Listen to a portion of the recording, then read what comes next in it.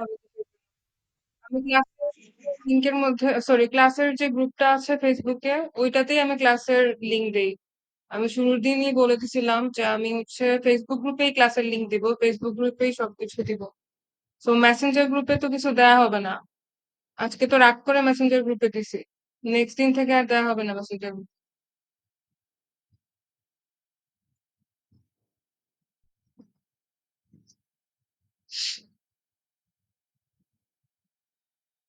Regular class time হচ্ছে আপনাদের শনিবার আর মঙ্গলবার রাত 9টা থেকে রাত 10:30টায়। আমি রাত 8:50 দিকেই মানে ক্লাস শুরুর 10 মিনিট আগেই ক্লাসের লিংক দেই এই যে এই গ্রুপে। এটাতে সবাই অ্যাক্টিভ থাকার কথা। বাট এই যে দেখেন মাত্র 13 জন, আর মেসেঞ্জার গ্রুপ একটা পাইছেন তো মেসেঞ্জার গ্রুপেই চেয়ে থাকেন। এটা তো হবে না। মেসেঞ্জার গ্রুপ শুধুমাত্র এক্সট্রা সাপোর্ট, আর কিছুর জন্য না।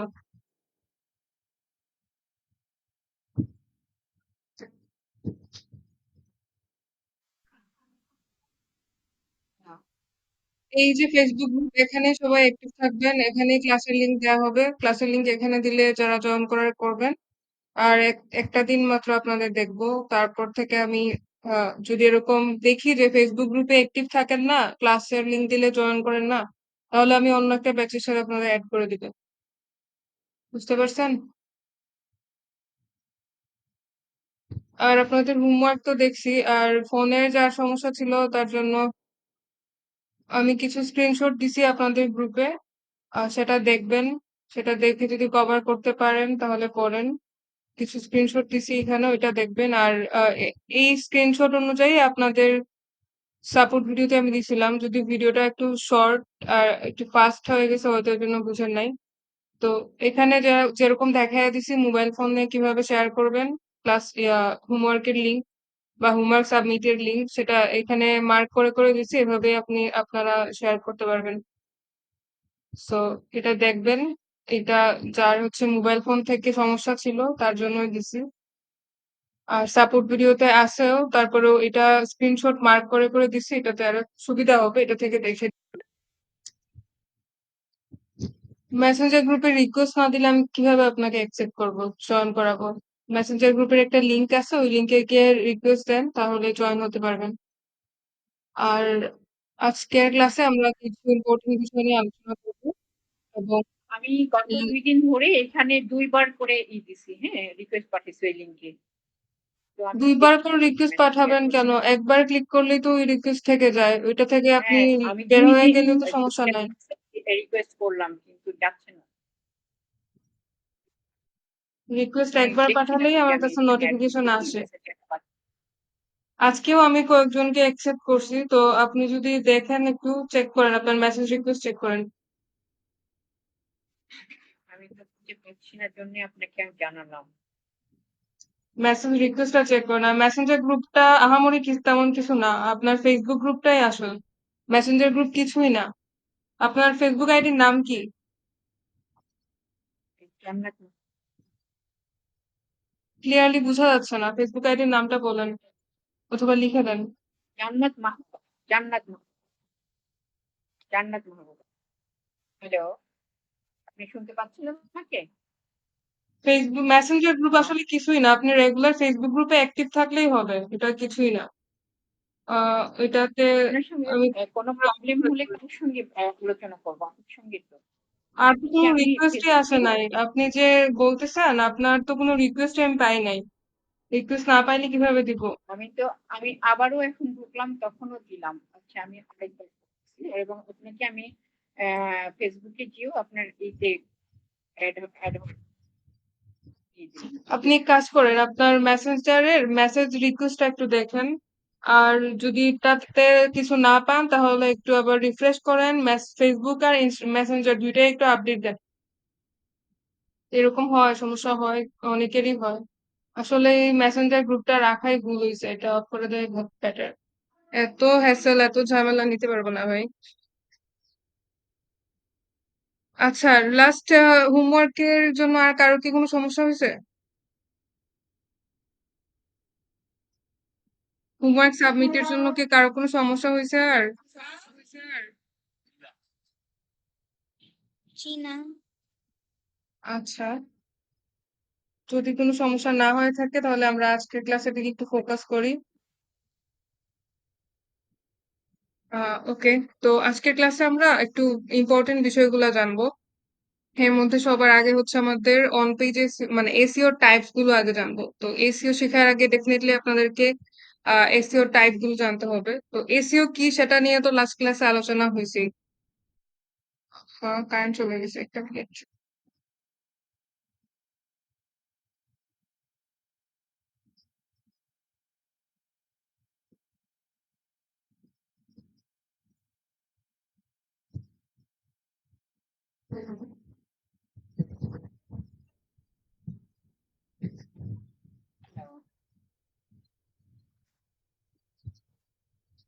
এমন সময় কারেন্টটা গেল।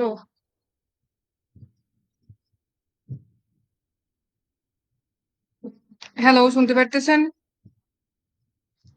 জি। আচ্ছা। তো জি, শোনা এসইও যাচ্ছে। কি, হ্যাঁ, এসইও কি সেটা তো সবাই লাস্ট ক্লাসে আমরা আলোচনা করছি, সেটা সম্পর্কে তো সবার ধারণা হয়ে গেছে। এসইও নিয়ে কি কোনো সমস্যা আছে?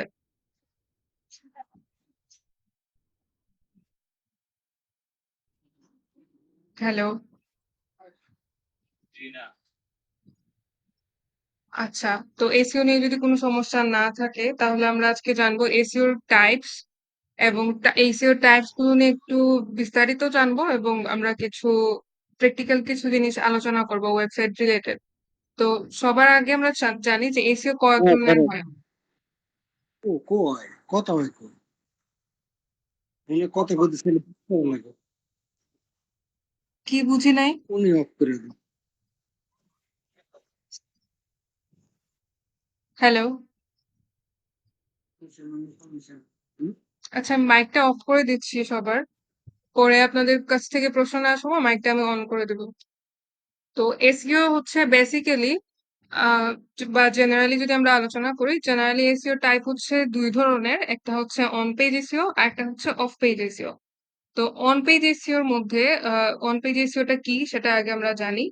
অন পেজ এসইও হচ্ছে এমন ধরনের এসইওর কাজ, যে এসইওর কাজটা আমরা বেসিক্যালি একটা ওয়েবসাইটে যখন র‍্যাংক করানোর চেষ্টা করে থাকি, মানে আমাদের সার্চ ইঞ্জিনে প্রথম সারিতে বা প্রথম দিকে আমাদের ওয়েবসাইটটা যখন র‍্যাংক করানোর চেষ্টা করে থাকি, তখন যে ওয়েবসাইটের এই যে র‍্যাংকিং এর জন্য যে এসইও কাজগুলো আমরা করি, সেই কাজগুলো যখন আমরা ওয়েবসাইটের মধ্যে থেকে, মানে ওয়েবসাইটের ভেতরে থেকে যখন ওই কাজগুলো করি এসইওর, সেই টাইপটা হচ্ছে অন পেজ। অন পেজের মানে হচ্ছে একটা ওয়েবসাইটকে র‍্যাংক করানোর জন্য যত ধরনের এসইওর কাজ আমরা করে থাকি, সেই কাজগুলো যখন আমরা ওয়েবসাইটের ভেতরে থেকে কাজ করি, সেটা হচ্ছে অন পেজ এসইও। একদম বেসিক, একদম সিম্পল, কঠিন কিছু না। আবারও বলতেছি, এসইওর যত যাবতীয় কাজ আছে, সব কাজ যখন আমরা ওয়েবসাইটের মধ্যে থেকে বিভিন্ন টেকনিক, বিভিন্ন ফর্মুলা, বিভিন্ন বিষয়গুলো নিয়ে যখন কাজ করে থাকি এসইওর, ওয়েবসাইটের ভেতরে থেকে, নট জাস্ট এটা মনে রাখবেন যে অন পেজ এসইওর কাজ আমরা ওয়েবসাইটের ভেতরে থেকে করে থাকি ওয়েবসাইটটাকে র‍্যাংকিং এর জন্য। ঠিক আছে? আর অফ পেজ এসইও যে বিষয়টা, অফ পেজ এসইও বিষয়টা হচ্ছে ওয়েবসাইটের বাইরে গিয়ে ওয়েবসাইটের যত ধরনের র‍্যাংকিং এর কাজগুলো আছে, মানে এসইও যত কাজ আছে, সেটা যখন আমরা ওয়েবসাইটের বাইরে গিয়ে করে থাকি, সেটা হচ্ছে of page SEO. On page SEO হচ্ছে ওয়েবসাইটের ভেতরে থেকে ওয়েবসাইটকে র‍্যাংকিং এর জন্য এবং ওয়েবসাইটের যত এসইওর কাজ আছে সেটা করা। আর অফ পেজ এসইওর কাজ হচ্ছে একটা ওয়েবসাইটকে র‍্যাংকিং এর জন্য ওয়েবসাইটের এসইও সংক্রান্ত যত কাজ আছে সেটা আমরা ওয়েবসাইটের বাইরে গিয়ে করে থাকি, সেটা হচ্ছে অফ পেজ এসইও। তো অন পেজ এসইওর মধ্যে আবার কিছু কাজ আছে, এবং আরো বিস্তারিত অনেক কিছু আছে। তার মধ্যে প্রথম হচ্ছে একটা ওয়েবসাইটের কনটেন্টকে নিয়ে ডেভেলপ করার কাজ। ঠিক আছে? কনটেন্টকে নিয়ে ডেভেলপ করা, কনটেন্টটা এক্সাক্টলি গুগল র‍্যাংকিং এর নিয়ম কানুনের ভেতরে আছে কিনা সেটা নিয়ে যাচাই বাছাই করা, সেটা নিয়ে রিসার্চ করা, সেটাকে ডেভেলপ করা। এই কাজটা হচ্ছে অন পেজের মধ্যে থেকে করা। ঠিক আছে? অন পেজ এসইও এর একটা কাজ হচ্ছে কনটেন্ট ডেভেলপমেন্ট বা কনটেন্টকে নিয়ে আ এখানে আমি লিখে রাখি কনটেন্ট ডেভেলপমেন্ট এর কাজ। এটা হচ্ছে অন পেজ এসইওর কাজ। আমরা যখন ওয়েবসাইটের ভেতরে থেকে একটা ওয়েবসাইটের বিভিন্ন কনটেন্ট আছে, যেমন ধরেন আমরা সেদিন হচ্ছে প্রথম আলো ওয়েবসাইটটাকে নিয়ে দেখছিলাম। প্রথম আলো ওয়েবসাইটটা যখন আমরা দেখছিলাম হ্যাঁ, প্রথম আলো ওয়েবসাইটের এই যে যত ধরনের নিউজ আছে, যত ধরনের কন্টেন্ট গুলো আছে, ঠিক আছে, এই সকল নিউজ এবং সকল কন্টেন্ট কে নিয়ে যখন এই প্রথম আলোর যে ওয়েবসাইটটা আছে সেটার জন্য যে ওয়েবসাইটের যে হচ্ছে কাজ করে থাকে, যারা এসইওর কাজ করে থাকে, তারা কিন্তু এই যে কন্টেন্ট গুলো আছে না, এই প্রত্যেকটা কন্টেন্টকে নিয়ে কাজ করে থাকছে। যেমন ধরেন আজকে যদি এই যে 38 মিনিট আগে একটা নিউজ সে দিছে, ঠিক আছে, এই যে একটা নিউজ যে জাস্ট হচ্ছে 38 মিনিট আগে সে হচ্ছে পাবলিশ করছে।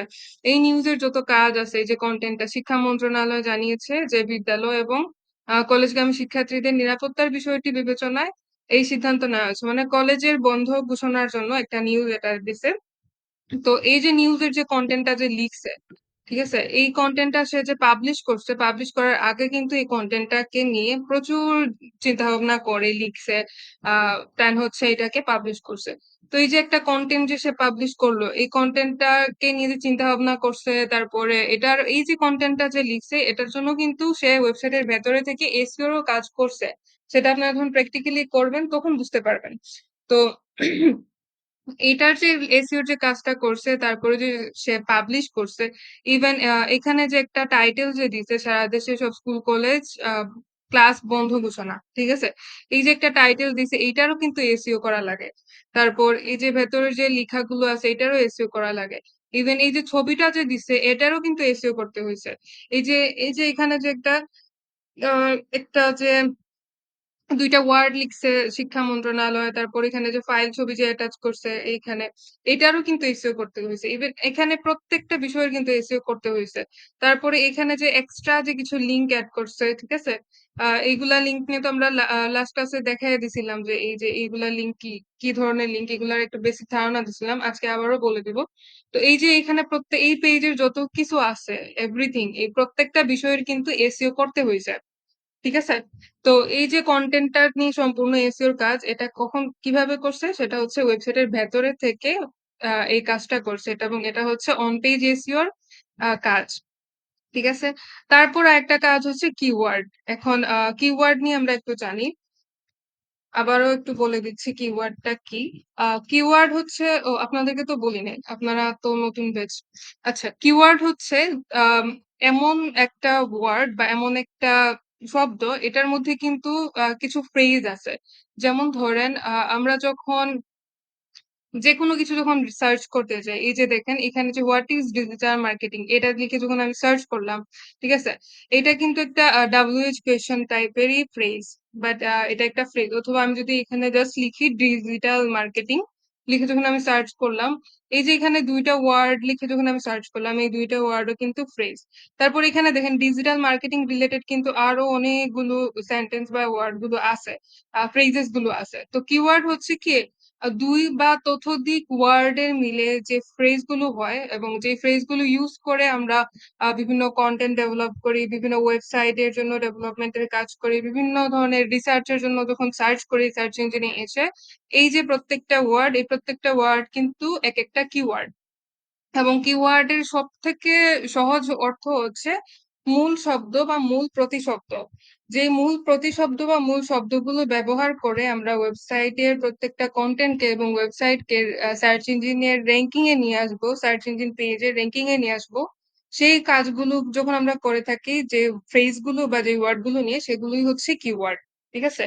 তো এখানে দেখেন এই যে সারা দেশে সব স্কুল কলেজে ক্লাস বন্ধ ঘোষণা, ঠিক আছে, এটা কিন্তু কিওয়ার্ড, একটা কিওয়ার্ড জাস্ট হচ্ছে একটা সেন্টেন্স, কয়েকটা ওয়ার্ড নিয়ে এখানে ব্যবহার করা হয়েছে, এবং এটাকে কি বলা হয়েছে, এই পুরো কন্টেন্টের প্রতিশব্দ বা মূল শব্দ। এই পুরো কন্টেন্টটা কি নিয়ে, জাস্ট হচ্ছে এই ওয়ার্ড গুলো নিয়ে, যে সারা দেশে সব স্কুল কলেজে ক্লাস বন্ধ ঘোষণা। কোথায় থেকে এটা, শিক্ষা মন্ত্রণালয় থেকে ঘোষণা দিছে, এবং এটা নিয়ে এটা রিলেটেড কন্টেন্ট এখানে পাবলিশ করা হয়েছে। তো এটা হচ্ছে কি কিওয়ার্ড। তো এই যে কিওয়ার্ডটা, এইটাকে নিয়ে যে এসইওর কাজ করতে হয়, এটা করতে হয় কোথায়, অন পেজের মধ্যে, ঠিক আছে। এটা হচ্ছে অন পেজ এসইওর টেকনিক বা কাজ। তো কিওয়ার্ড নিয়ে যখন আমরা কাজ করব সেটা কোথায় করব? অন পেজ এসইও তে করব। ঠিক আছে? তারপর হচ্ছে অন পেজ এসইও এর মধ্যে পড়ে HTML ট্যাগস। এখন HTML ট্যাগস কিরকম হয় দেখতে আমি আপনাদেরকে জাস্ট একটু দেখায় দেই।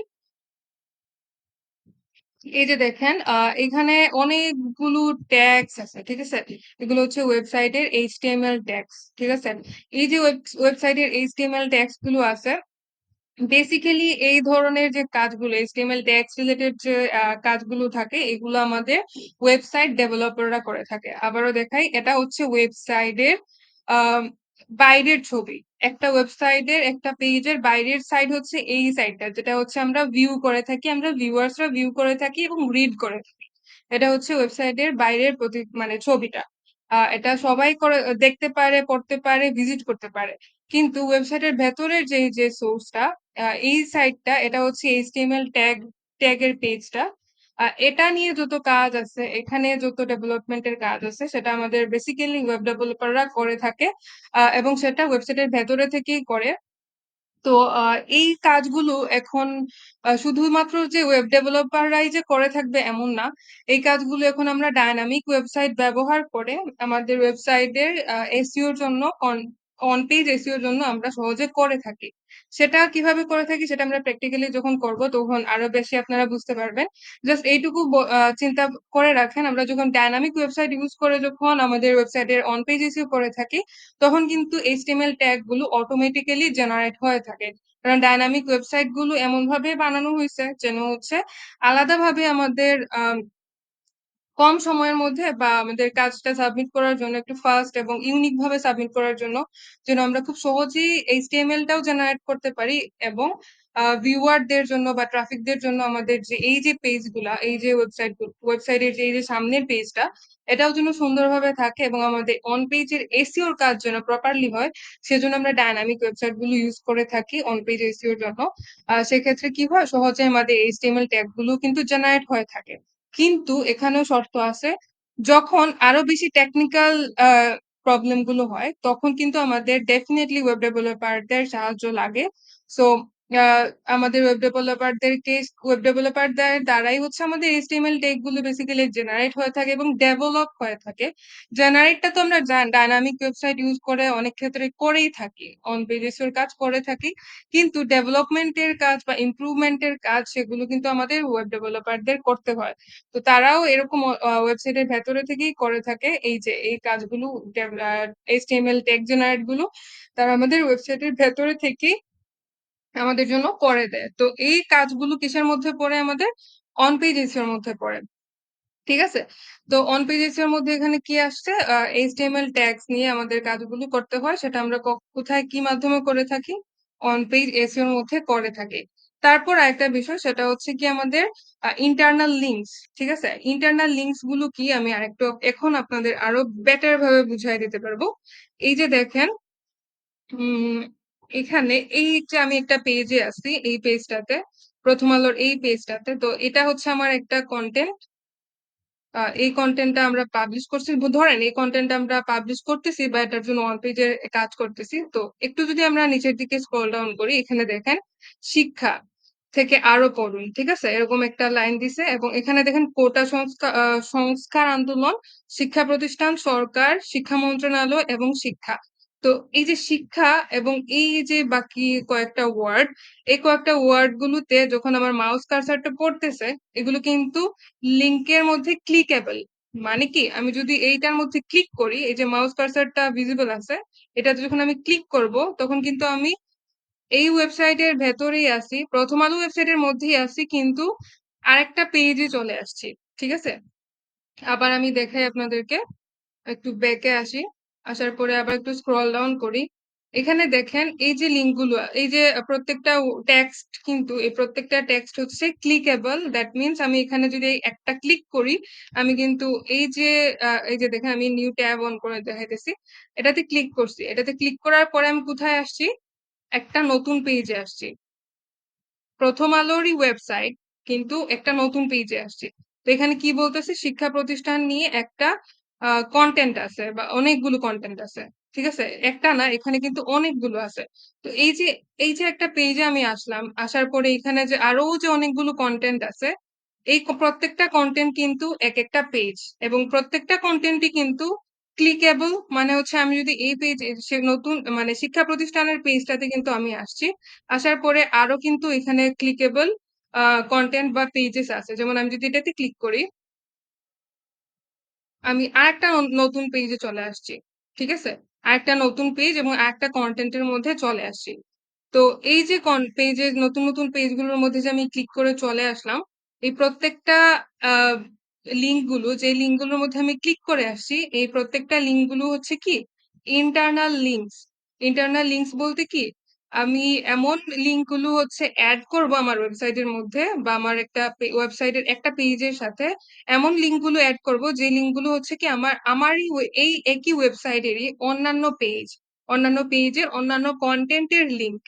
মানে ইন্টারনাল লিঙ্ক বলতে কি, একটা ওয়েবসাইটের মধ্যে অন্যান্য পেজগুলোর যে কন্টেন্ট গুলো আছে, বা যে নিউজ গুলো আছে, বা নিউজ থাকতে পারে, কন্টেন্ট থাকতে পারে, অন্য কোনো কিছু থাকতে পারে। জাস্ট মনে করে একটা ওয়েবসাইটেরই আমি যখন একটা পেজের জন্য যখন এসইওর কাজ করব, তখন যখন আমি ওই পেজের মধ্যে অন্যান্য যে কোনো পেজের যখন লিঙ্ক গুলো অ্যাটাচ করব, সেই লিঙ্ক গুলোকে কি বলা হয়, ইন্টারনাল লিঙ্ক। ঠিক আছে? আমি একটু আপনাদেরকে জিজ্ঞেস করি তো বুঝতে পারছেন কিনা ইন্টারনাল লিঙ্কটা কি? আচ্ছা, ইন্টারনাল লিঙ্ক কি বুঝতে পারছেন?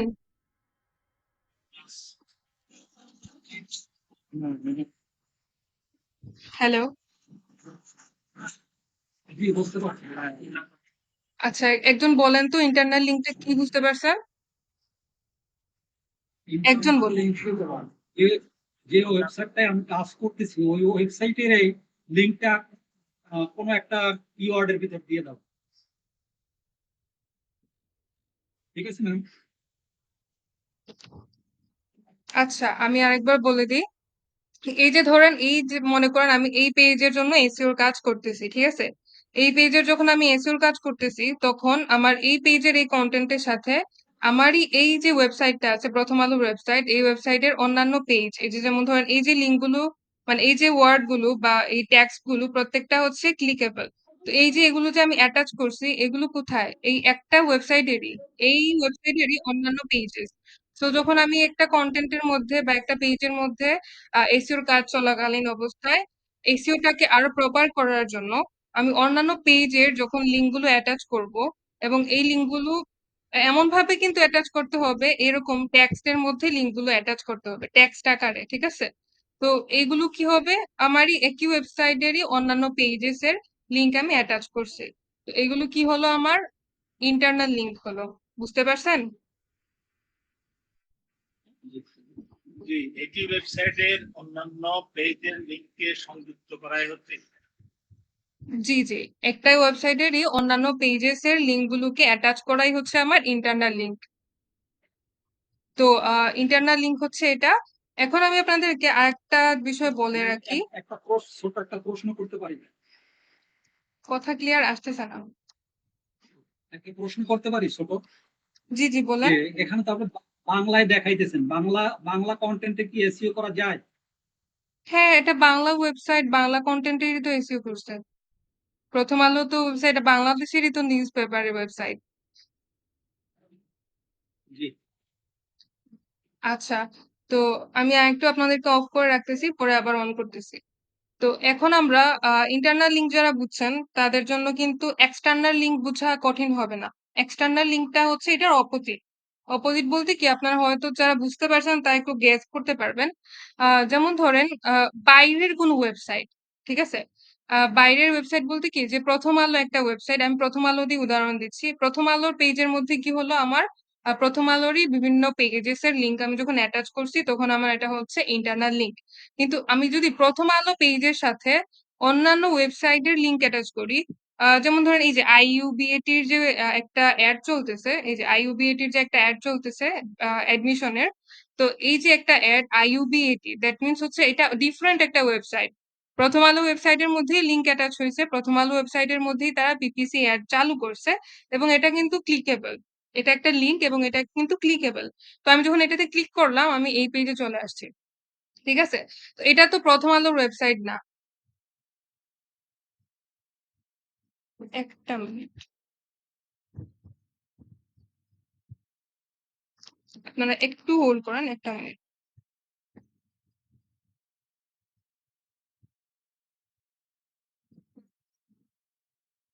একটু হোল্ড করেন, আমার একটা কল আসছে, একটা মিনিট।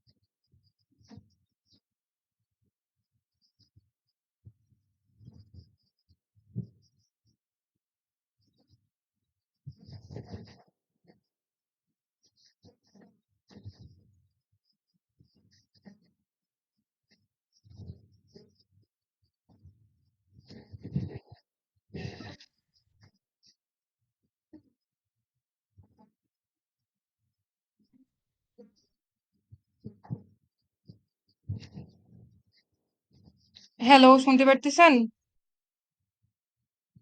আচ্ছা, শুনবেন কিভাবে? আমি বলছিলাম একটু হোল্ড করতে, আমার একটা কল আসছে। আমার তো মোবাইলের ডাটা প্যাক ইউজ করতেছি, এজন্য ডিসকানেক্ট হয়ে গেছে কল আসায়। আচ্ছা, কারেন্ট চলে গেছে তো ওয়াইফাইও ডিসকানেক্ট, আর আমি মোবাইলের ডাটা প্যাক ইউজ করতেছি, সো কল আসছে যখন এটা ডিসকানেক্ট হয়ে গেছে। আচ্ছা, তো যাই হোক, আমি বলতেছিলাম যে এই যে একটা প্রথম আলো ওয়েবসাইট, আহ আপনারা কি দেখতে পারতেছেন?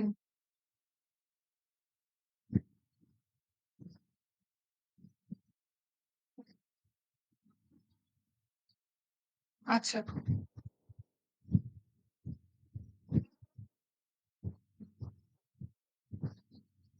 ওকে। তো এই যে প্রথম আলোর যে ওয়েবসাইটটা, প্রথম আলোর ওয়েবসাইটের মধ্যে আইইউবিএটি হচ্ছে একটা অ্যাড রান করতেছে। তো আমরা লাস্ট ক্লাসে এটা নিয়ে জানছিলাম যে পিপিসি অ্যাড, এগুলাকে বলা হয় পিপিসি অ্যাড, পেপার ক্লিক। তো আমি যখন এটাতে ক্লিক করলাম, আমি কোথায় আসছি দেখেন, আমি কিন্তু আইইউবিএটির ওয়েবসাইটে আসছি। আমার ওয়েবসাইট ছিল কোনটা? প্রথম আলো। প্রথম আলো ওয়েবসাইটের মধ্যে লিংক অ্যাটাচ করা হয়েছে কিসের? আইইউবিএটির। তো আইইউবিএটির ওয়েবসাইটে আমি আসছি, ঠিক আছে? তো আমি কিন্তু এই ওয়েবসাইটের বাইরে চলে আসছি। ওকে, তো এই ওয়েবসাইটের বাইরে যখন চলে আসলাম, তো এটা কি হলো? আমার এক্সটার্নাল লিংক, ঠিক আছে? মানে আমি আমার ওয়েবসাইটের ভেতরে অন্য একটা ওয়েবসাইটের লিংক অ্যাটাচ করে যখন আমি এসইওর কাজ করব।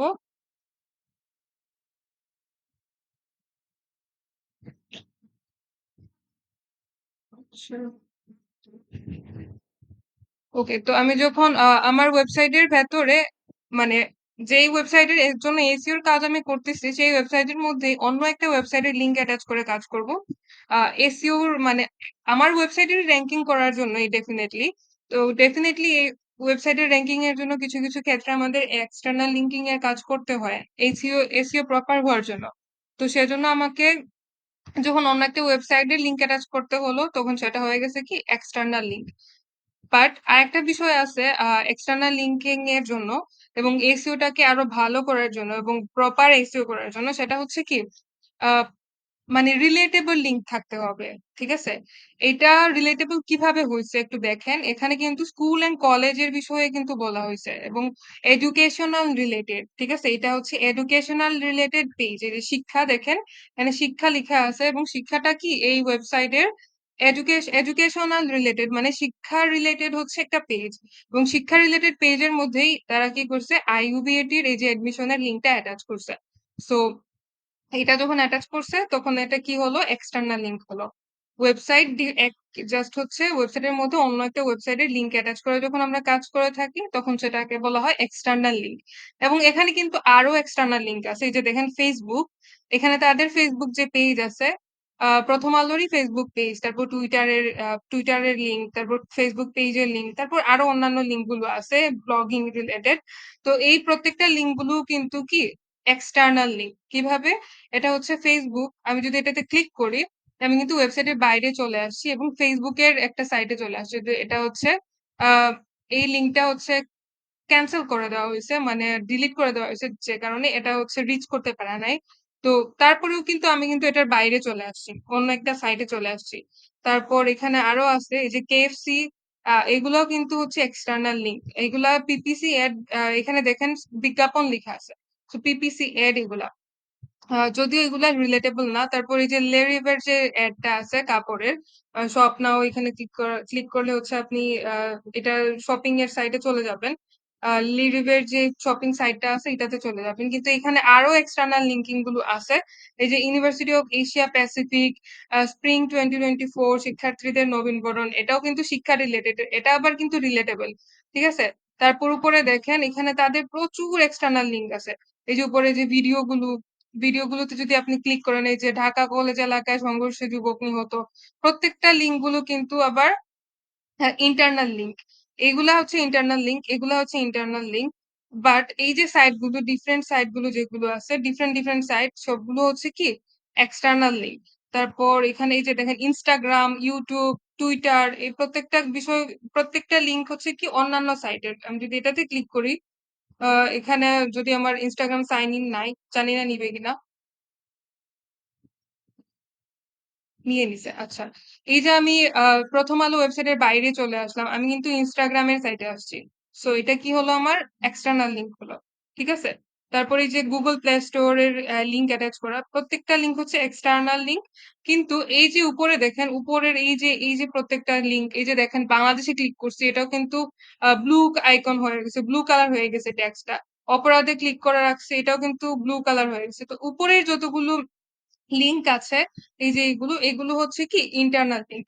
আর এই যে বাকি যে ডিসপ্লে অ্যাড গুলো আছে অন্যান্য সাইটের, কেএফসি, তারপরে হচ্ছে আপনার আইইউবিএটি, তারপরে হচ্ছে ফেসবুক, টুইটার, তারপর ইনস্টাগ্রাম, তারপরে যে লিরেভের যে লিঙ্ক, এই প্রত্যেকটা লিঙ্ক হচ্ছে এক্সটার্নাল, মানে ডিফারেন্ট সাইটের, ডিফারেন্ট ওয়েবসাইট গুলো। তো এগুলো কি হয়, আমাদের অন পেজ এসইও কাজের জন্য করতে হয়। তারপর ইমেজ অপটিমাইজেশনের জন্য আমি একটু আগে একটা হিন্ট দিয়েছিলাম আপনাদেরকে, যে এই যে ছবিটা আছে, এই যে এখানে যে একটা ছবি আছে, এই ছবির যে কাজগুলো করতে হয়, এটা অপটিমাইজেশনের জন্য যে কাজগুলো করতে হয় আমাদের ওয়েবসাইটের ভেতরে থেকে, মানে এই ছবিটাকেও র্যাঙ্ক করানোর জন্য এসইও করতে হয়। ছবিটাকে র্যাঙ্ক করানোর জন্য এসইও করতে হয় বলতে কি, আমি একটা জিনিস আপনাদেরকে দেখাই। যেমন ধরেন, আমি যদি জাস্ট হচ্ছে এখানে প্রথম আলো লিখি একবার। আচ্ছা, আমি এখানে প্রথম আলো লিখলাম। ঠিক আছে। প্রথম আলো লিখার পরে এখানে এই যে দেখেন, এই যে লিঙ্কটা, এটা কিন্তু আমি করতেছিলাম, এটা নিয়ে কিন্তু আমি হচ্ছে আপনাদেরকে বলতেছিলাম। তো এটা কোথায় আসছে, লেটেস্ট ফ্রম প্রথম আলো। আর এটা কিন্তু প্রথমেই দেখাচ্ছে, প্রথমেই মানে 1 hour এগো এটা হচ্ছে এই নিউজটা ওরা হচ্ছে পাবলিশ করছে, এবং এই ছবিটা কিন্তু প্রথমে আমাকে দেখাচ্ছে। তো এই ছবিটাই কিন্তু আমার হচ্ছে ফার্স্ট ভিজিবল। সো এই যে ছবির যে এসইও তারা যে করছে, এটার জন্য যে কাজগুলো করতে হয় সেটা আমাদের ওয়েবসাইটের ভেতরে থেকে করতে হয়, যেন আমরা প্রথমে দেখতে পারি এবং র্যাঙ্কিং এর প্রথম দিকে আসে।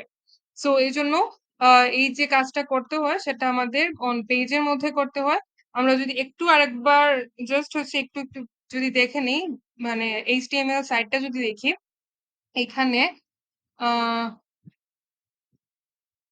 আচ্ছা, আমি একটা জিনিস দেখি। আচ্ছা, এই যে দেখেন এখানে হচ্ছে ইমেজের মধ্যে আমি একটু হাইলাইট করছি, এবং এই যে নিউজটা আছে না, সারা দেশে স্কুল কলেজে ক্লাস বন্ধ ঘোষণা, এই নিউজের এই যে ইমেজটা, এটার যে কাজটা, এটা আপনারা এখন দেখতে পারতেছেন হচ্ছে কি এইচটিএমএল সাইটে দেখতে পারতেছেন। আমি এইচটিএমএল সাইটে দেখেছি কারণ হচ্ছে আমি তাদের ওয়েবসাইটের তো আমার অ্যাক্সেস নাই। সো আমি জাস্ট একটু এইচটিএমএল সাইটটা দেখাচ্ছি। তো এখানে দেখেন সামারি লার্জ ইমেজ এরকম করে লেখা আছে, যদিও এটা প্রপার তাদের নিউজের সাথে রিলেটেবল না, কিন্তু এখানে যে তাদের যে কিওয়ার্ডটা সারা দেশে স্কুল কলেজ বন্ধের ঘোষণা, এটা কিন্তু এটার সাথে এই কনটেন্টের সাথে রিলেটেবল। তো এই যে টাইটেলটা বা এই যে ইমেজের যে টাইটেলটা দেওয়া হয়েছে, তারপর এখানে যে ইমেজটা অ্যাড করা হয়েছে, ওভারঅল এগুলো কিন্তু কাজ হচ্ছে এসইওর কাজ। তো এটা আমরা ডাইনামিক ওয়েবসাইট ইউজ করে যখন এসইও করব, তখন আপনারা আরো ভালো করে বুঝতে পারবেন। এই প্রত্যেকটা ছবির জন্য কিন্তু আমাদের টাইটেল ইউজ করতে হয়, অল্টারনেটিভ ট্যাগ ইউজ করতে হয়, ডেসক্রিপশন ইউজ করতে হয়। তারপর এমন ভাবে আমাদের টাইটেলটা ইউজ করতে হবে যে টাইটেলটা আমাদের কনটেন্টের সাথে রিলেটেবল। এই যে কিওয়ার্ড এটার সাথে রিলেটেবল। ইভেন আমাদের যে কনটেন্টটা আছে ভেতরে, এই যে প্রত্যেকটা কনটেন্ট, এই প্রত্যেকটা কনটেন্টের সাথে রিলেটেবল। এবং ছবি ছবির এসইওর প্রথম শর্ত হচ্ছে কি, এই যে রিলেটেবল থাকতে হবে, এবং ছবিটা যেন আমার গুগল যখন আমার এগুলোকে ইন্ডেক্সিং করবে, গুগল যেন সেটা আইডেন্টিফাই করতে পারে যে এই ছবিটা এই কন্টেন্টের সাথে। এবং যারা রিসার্চ করি, যারা হচ্ছে ভিউয়ার, আমরা যারা সার্চ করলাম, সার্চ করে যখন যদি হচ্ছে আমরা এই নিউজটা যদি সার্চ করি, জাস্ট হচ্ছে এই নিউজটা, সারা দেশে স্কুল কলেজ ক্লাস বন্ধ বুঝো না, এটা যদি আমরা লিখে সার্চ করি, তাহলে যেন আমাদের গুগলের সার্চের সার্চ রেজাল্টের মধ্যে বা সার্চ রেজাল্ট পেজের মধ্যে যেন প্রথম অবস্থায় আমার এই নিউজটা যদি যখন আসে, মানে যেন আসে আর কি, সেজন্য আমাদের ওই ছবির এসইও করতে হয়। এবং সেটা আমরা করে থাকি অন পেজের মধ্যে, এবং মানে ওয়েবসাইটের ভেতরে বিভিন্ন টেকনিক, বিভিন্ন আহ, আহ, সূত্র বা বিভিন্ন অ্যালগোরিদম ইউজ করে আমরা সেটা করে থাকি। ঠিক আছে, তো এটা হচ্ছে আমাদের অন পেজ এসইও এর মধ্যে থাকে ইমেজ অপটিমাইজেশনের কাজ। ওকে, তো ইমেজ অপটিমাইজেশন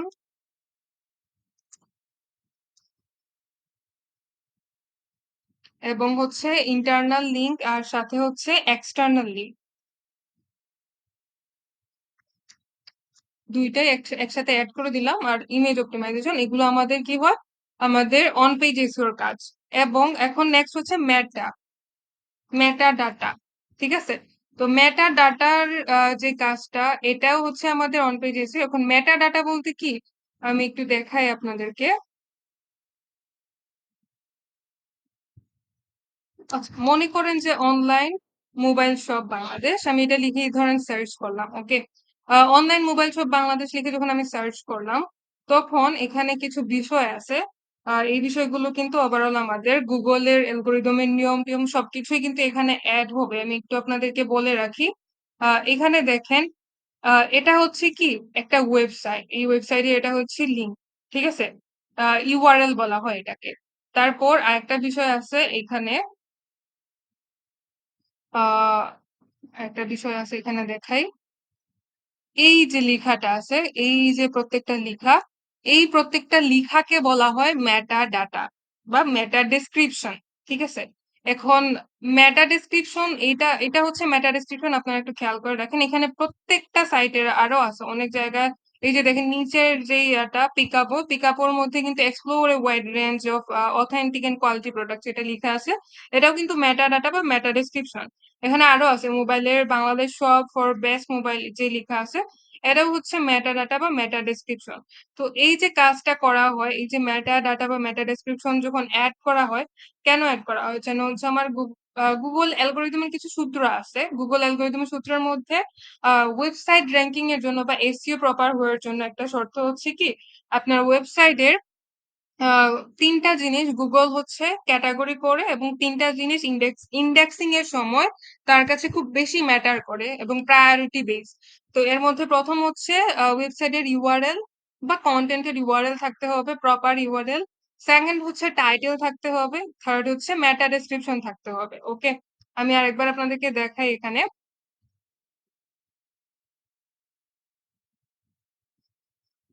এই যে আশামার্ট, HTTPS, যেটা ashamart.com, এটা হচ্ছে ইউআরএল।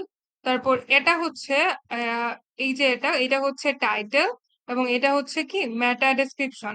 তো এই যে তিনটা জিনিস একটা ওয়েবসাইটের, এই তিনটা জিনিস হচ্ছে গুগলের ফার্স্ট প্রায়োরিটি, মানে গুগলের র্যাঙ্কিং এর এবং নিয়ম কানুনের মধ্যে ফার্স্ট প্রায়োরিটি।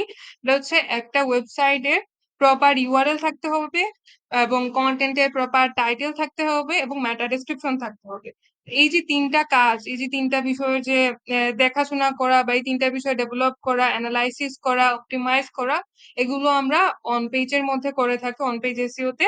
মানে কি আমরা ওয়েবসাইটের ভেতরে এই কাজগুলো হচ্ছে করে থাকি ওয়েবসাইটটাকে র্যাঙ্কিং করার জন্য। আমি যখন অনলাইন মোবাইল শপ বাংলাদেশ থেকে সার্চ করলাম, আমাকে কি করছে সার্চ ইঞ্জিনের পেজে প্রথম পেজগুলোর মধ্যে প্রথম পেজে হচ্ছে আয়েশা মার্ট দেখাইছে, সেকেন্ড পেজে হচ্ছে পিকাবো দেখাইছে, থার্ড পেজে দারাজ দেখাইছে, এবং প্রত্যেকটা ওয়েবসাইটেরই কি দেখাইতেছে, ইউআরএল আছে, টাইটেল আছে, মেটা ডেসক্রিপশন আছে। এখানেও দেখেন দারাজে ইউআরএল আছে, টাইটেল আছে, মেটা ডেসক্রিপশন আছে। এগুলো আমাকে প্রথমেই দেখাইছে, কারণ গুগল তার নিয়ম কানুনের মধ্যে এই তিনটাকে কি করতেছে, এই তিনটা ওয়েবসাইট কিন্তু তার র্যাঙ্কিং এর প্রথম দিকে চলে আসছে, তাই আমরা এগুলো দেখতে পারতেছি প্রথম দিকে। ওকে, তো এই ছিল হচ্ছে মেটা ডেসক্রিপশন। এই যে মেটা ডাটা এবং বাকি যে দুইটা বিষয় আমি বলছি, ইউআরএল, টাইটেল, এই প্রত্যেকটা জিনিস আমার কি করতে হয়, অন পেজের মধ্যে কাজ করতে হয় এবং কাজ করে সেগুলোকে র্যাঙ্কিং এর জন্য দেখাইতে হয়। তো এটা আমাদের অন পেজ এসইওর কাজ। ঠিক আছে, তো এটা গেল। তারপর যে বিষয়টা সেটা হচ্ছে, হ্যাঁ, ইউআরএল এরটাও আমি ক্লিয়ার করে দিছি, এবং হ্যাঁ টাইটেলটাও আমি এখানে মেনশন করে দিচ্ছি। তো ইউআরএল, টাইটেল, মেটা ডেসক্রিপশন নিয়ে যখন আমরা কাজ করব একটা ওয়েবসাইটে, সেটা আমাদের কাজ হচ্ছে অন পেজেস এর কাজ। অন পেজেস এর মধ্যে আমাদের এগুলো করতে হবে। তারপর আসেন অফ পেজেস এর। অফ পেজেস এর প্রথমে একটা জিনিস আছে, সেটা হচ্ছে ব্যাকলিঙ্কিং। হ্যাঁ, তো ব্যাকলিঙ্কিং এর মধ্যে আমাদের অফ পেজের প্রথমে এটা আমরা বলতেছি ব্যাকলিঙ্কিং। ব্যাকলিঙ্কিং এর মধ্যে বিষয়টা আমি একটু ক্লিয়ার করে দিই আপনাদের। অফ পেজ এসইওর কাজগুলো আমরা কি করি, ওয়েবসাইটের বাইরে গিয়ে করি। ওকে, তো ওয়েবসাইটের বাইরে গিয়ে যখন আমরা অফ পেজ এসইওর কাজ করি, তো প্রথমেই আমি আপনাদেরকে একটা সহজ ধারণা দিই, এটা হচ্ছে ফেসবুক। প্রথম আলো ওয়েবসাইটের ফেসবুক পেজ আছে, আমরা সবাই জানি প্রথম আলো ওয়েবসাইটের ফেসবুক পেজ আছে। তো প্রথম আলো ওয়েবসাইটের যে ফেসবুক পেজটা আছে, উম ওকে, ওখানে দেখি ওইগুলো তার ফেসবুক পেজ, সরাসরি তাদের পেজ থেকে গেলে ভালো হয়, প্রপার লিঙ্কটা আমরা পাবো। আচ্ছা, এখানেই সার্চ করি। ওকে, এই যে প্রথম আলোর যে ফেসবুক পেজটা, তো একটা প্রপার ওয়েবসাইটের আমরা যদি ফেসবুক পেজ রাখি এবং সেই পেজটা যদি আমরা কি করি, সবসময় মানে হচ্ছে আপডেটেড রাখি, এবং এই পেজ থেকেও কিন্তু আমাদের মার্কেটিং হয়। যেমন আমরা ফেসবুক মার্কেটিং এর জন্য যে কাজগুলো করে থাকি, ঠিক আছে, তো ফেসবুক মার্কেটিং বলতে গেলে আপনার সম্পূর্ণ কাজই কিন্তু অফ সাইডে, off page SEO off page এসিওর মধ্যে পড়ে। তো ফেসবুক মার্কেটিং এর ক্ষেত্রে আমরা কি করি, আমরা ফেসবুক মাধ্যমটা ইউজ করি, এবং ফেসবুকের মধ্যে এই যে দেখেন এখানে কিন্তু তাদের ওয়েবসাইটের লিঙ্কটাও কিন্তু অ্যাটাচ করা, ইনস্টাগ্রামও অ্যাটাচ করা আছে। এবং তারা কি করতেছে, তাদের এই যে দেখেন এই নিউজটা কিন্তু তারা ফেসবুকে শেয়ার করছে, প্রথম আলোর ফেসবুকে তারা এই লিঙ্কটা, এই নিউজটাও কিন্তু শেয়ার করছে, এবং সেটার সাথে কি করছে, এই যে অ্যাটাচ করছে তাদের ওয়েবসাইটের লিঙ্ক। ঠিক আছে, তো এই যে কাজটা করছে, ওয়েবসাইটের বাইরে এসে অন্য একটা সাইট ইউজ করছে, এবং ওয়েবসাইটেরই যে নিউজটা আছে, তারা যে ওয়েবসাইটের যে নিউজটা পাবলিশ করছে, সেটার লিঙ্ক কি করছে, তারা তাদের পেজ থেকেও শেয়ার করছে। এটা কিন্তু প্রথম আলোর ওয়েবসাইটেরই কিন্তু লিঙ্ক তারা তাদের পেজে এসে শেয়ার করছে। তো এটা একটা ব্যাকলিঙ্কিং এর কাজ। ওকে, তার ওয়েবসাইটটা কি আরো অন্যান্য সাইট থেকে ভিউয়ার আনা, রিডার আনা বা ট্রাফিক নিয়ে আসা, এবং যত বেশি ট্রাফিক আসবে তার ওয়েবসাইটের কিন্তু র্যাঙ্কিংটা বাড়বে, সার্চ ইঞ্জিনে তাদের ওয়েবসাইটের র্যাঙ্কিংটা বাড়বে। ঠিক আছে, তো তারা এই যে কাজটা যে করছে, ফেসবুক মাধ্যম ইউজ করছে, কিন্তু ফেসবুকের মধ্যে তারা যখন যে নিউজটা শেয়ার করছে, সেটার যে লিঙ্কটা শেয়ার করছে, এটা কিন্তু তাদের ওয়েবসাইটেরই লিঙ্ক। তো জাস্ট এখানে যখন মানুষ ক্লিক করবে, তারা তাদের ওয়েবসাইটে ভিজিট করবে সিম্পলি। এই যে আমি এই নিউজটাতে ক্লিক করছি, আমি কিন্তু তাদের ওয়েবসাইটে ভিজিট করতেছি। আচ্ছা, নেটওয়ার্ক ইস্যুর জন্য ওটা দেখা যাচ্ছে না, আমি একটু রিফ্রেশ করে নিই।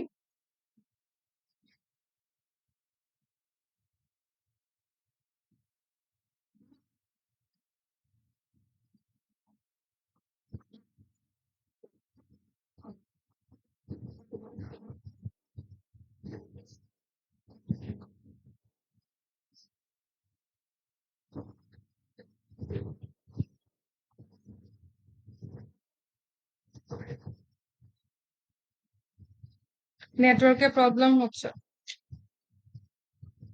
ওকে, তো যাই হোক, অফ পেজ এসইও আশা করি তেমন কঠিন কিছু না। আপনারা অফ পেজ এসইও আসলেই কোনো কঠিন কিছু না। জাস্ট হচ্ছে আমরা ব্যাকলিংকিং এর যে বিষয়টা বা গেস্ট পোস্টিং বা সোশ্যাল মিডিয়া প্রমোশন সবগুলো কিন্তু একটা ক্যাটাগরির মধ্যেই পড়তেছে।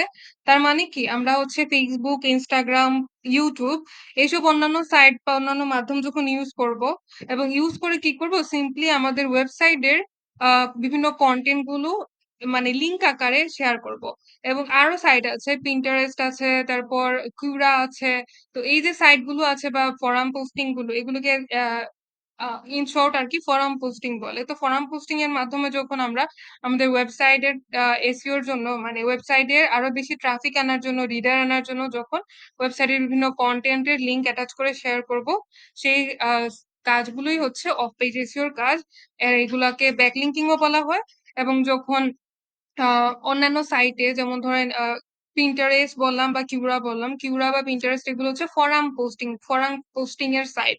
তো ওখানে গিয়ে যখন আপনি আইডি ক্রিয়েট করে লাইক লিঙ্কডইন এর মতো, লিঙ্কডইনও কিন্তু অ্যাজ গেস্ট পোস্টিং বা ফরাম পোস্টিং এর সাইট। তো সেখানে কি করবেন, আপনি একটা সুন্দর কন্টেন্ট লিখলেন।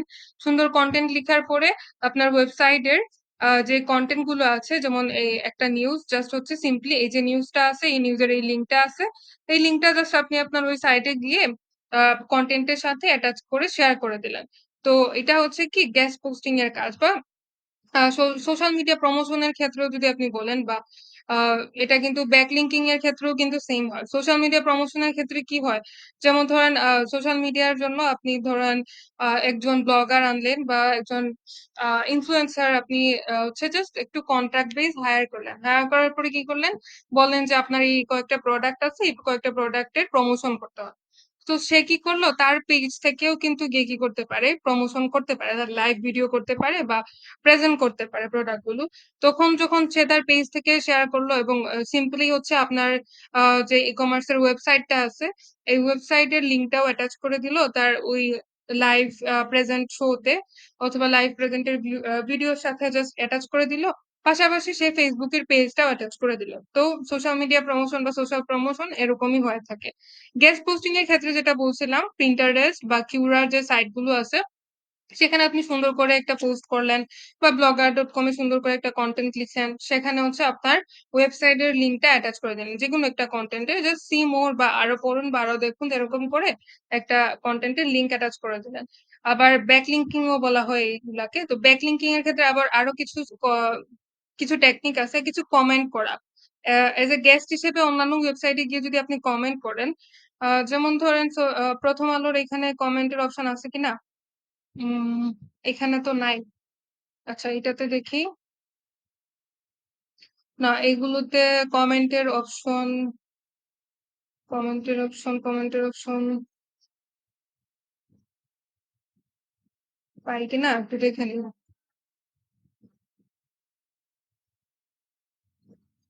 কিছু ব্লগিং বা ব্লগ পোস্টের কিছু সাইট থাকে, যেমন আমি সেদিন কি জানি বলে, শাউট মি লাউড নামে একটা ওয়েবসাইট আছে, ওইটার কথা বলছিলাম।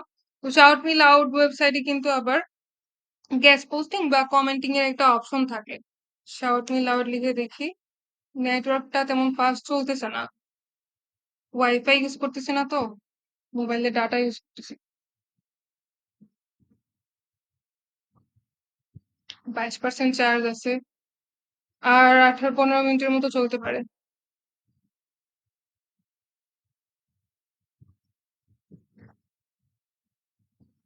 আচ্ছা, এটা একটা সাইট। এখন এখানে আমি জাস্ট দেখি কমেন্টের অপশন আছে কিনা।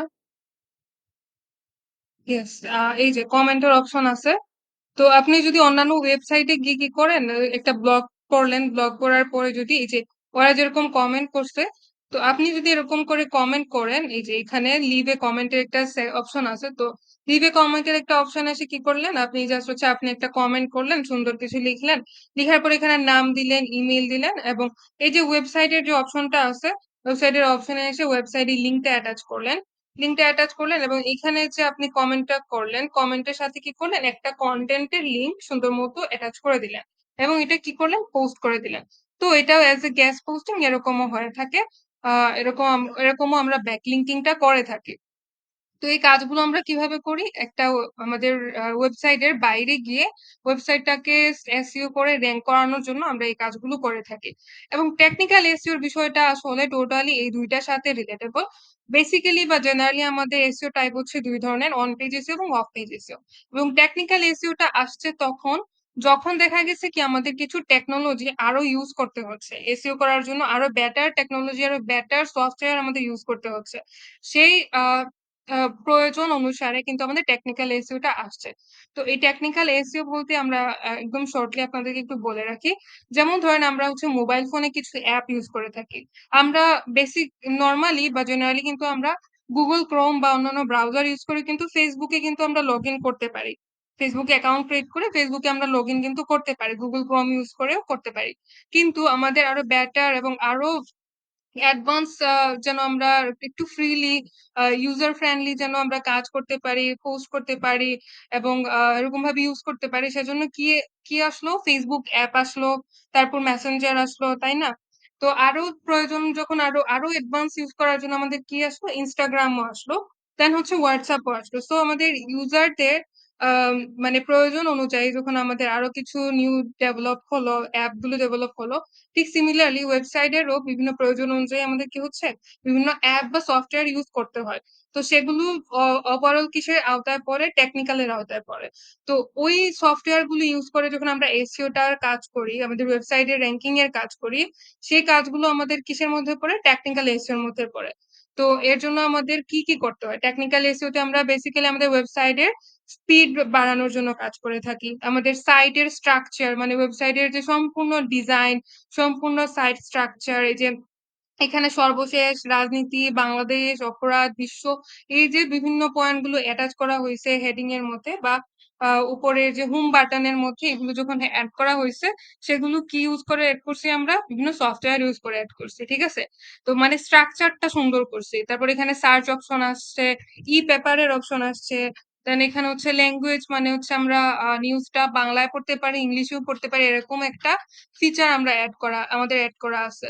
তারপর আমরা কি এড করলাম? এখানে Facebook এর যে লিংক আছে, Facebook এর লিংকের জন্য Facebook এর একটা আইকন ইউজ করছি। আইকন ইউজ করে এখানে লিংকটা অ্যাটাচ করতে পারলাম। তারপরে Twitter এর জন্য Twitter এর আইকন ইউজ করে এখানে Twitter এর লিংক অ্যাটাচ করতে পারলাম। শেয়ার এর একটা আইকন ইউজ করে শেয়ার এর লিংক অ্যাটাচ করতে পারলাম। সো এইগুলো যে বিভিন্ন পুরো স্ট্রাকচারটা সুন্দর করা। তারপর সাইট ম্যাপ। সাইট ম্যাপ বলতে কি? আমরা হচ্ছে যেমন ধরেন যেকোনো টুরিস্ট প্লেস এ যখন আমরা এন্টার করি, তখন কিন্তু গেটের মধ্যে পুরো প্লেস এর কিন্তু একটা ম্যাপ থাকে। অথবা আপনি যদি কোনো 5 স্টার হোটেলে ভিজিট করে থাকেন আপনারা, তখন কিন্তু 5 স্টার হোটেলেরই এন্ট্রান্স এর মধ্যে ম্যাপ থাকে যে হোটেলের কোন সাইডে কি আছে। সাউথ, ওয়েস্ট, দেন হচ্ছে এরকম নর্থ কোন সাইডে কি আছে এরকম একটা ম্যাপ থাকে। সিমিলারলি ওয়েবসাইটের জন্য কিন্তু সাইট ম্যাপ ইউজ করতে হয়। মানে কি প্রত্যেকটা ওয়েবসাইটেরই মানে ওয়েবসাইট Google যেন ইন্ডেক্সিং সহজে করতে পারে সেজন্য কি করে প্রত্যেক ওয়েবসাইট ডেভেলপাররা তাদের ওয়েবসাইটের মধ্যে সাইট ম্যাপ ইউজ করে থাকে। তো এটাতে সাইট ম্যাপ নাই। তেমন এরকম ভাবে ডেভেলপ করা হয় নাই প্রথম আলোর জন্য। যদিও থাকতে পারে কিন্তু বাংলায় আমি বুঝতে পারতেছি না। আমি অন্য একটা ওয়েবসাইট দেখি ভিজিট করতে পারি কিনা। যেমন আ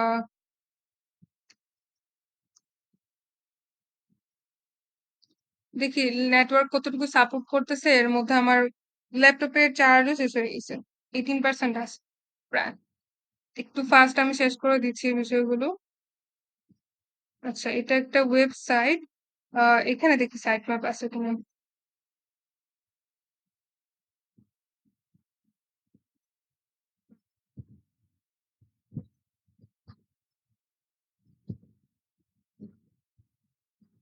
উম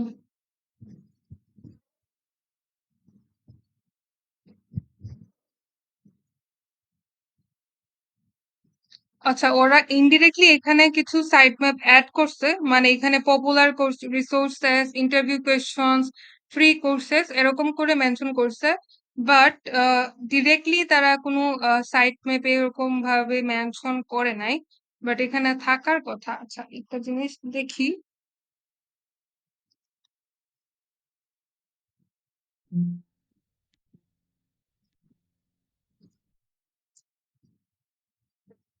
উম না, এখানে সেরকম ভাবে নাই।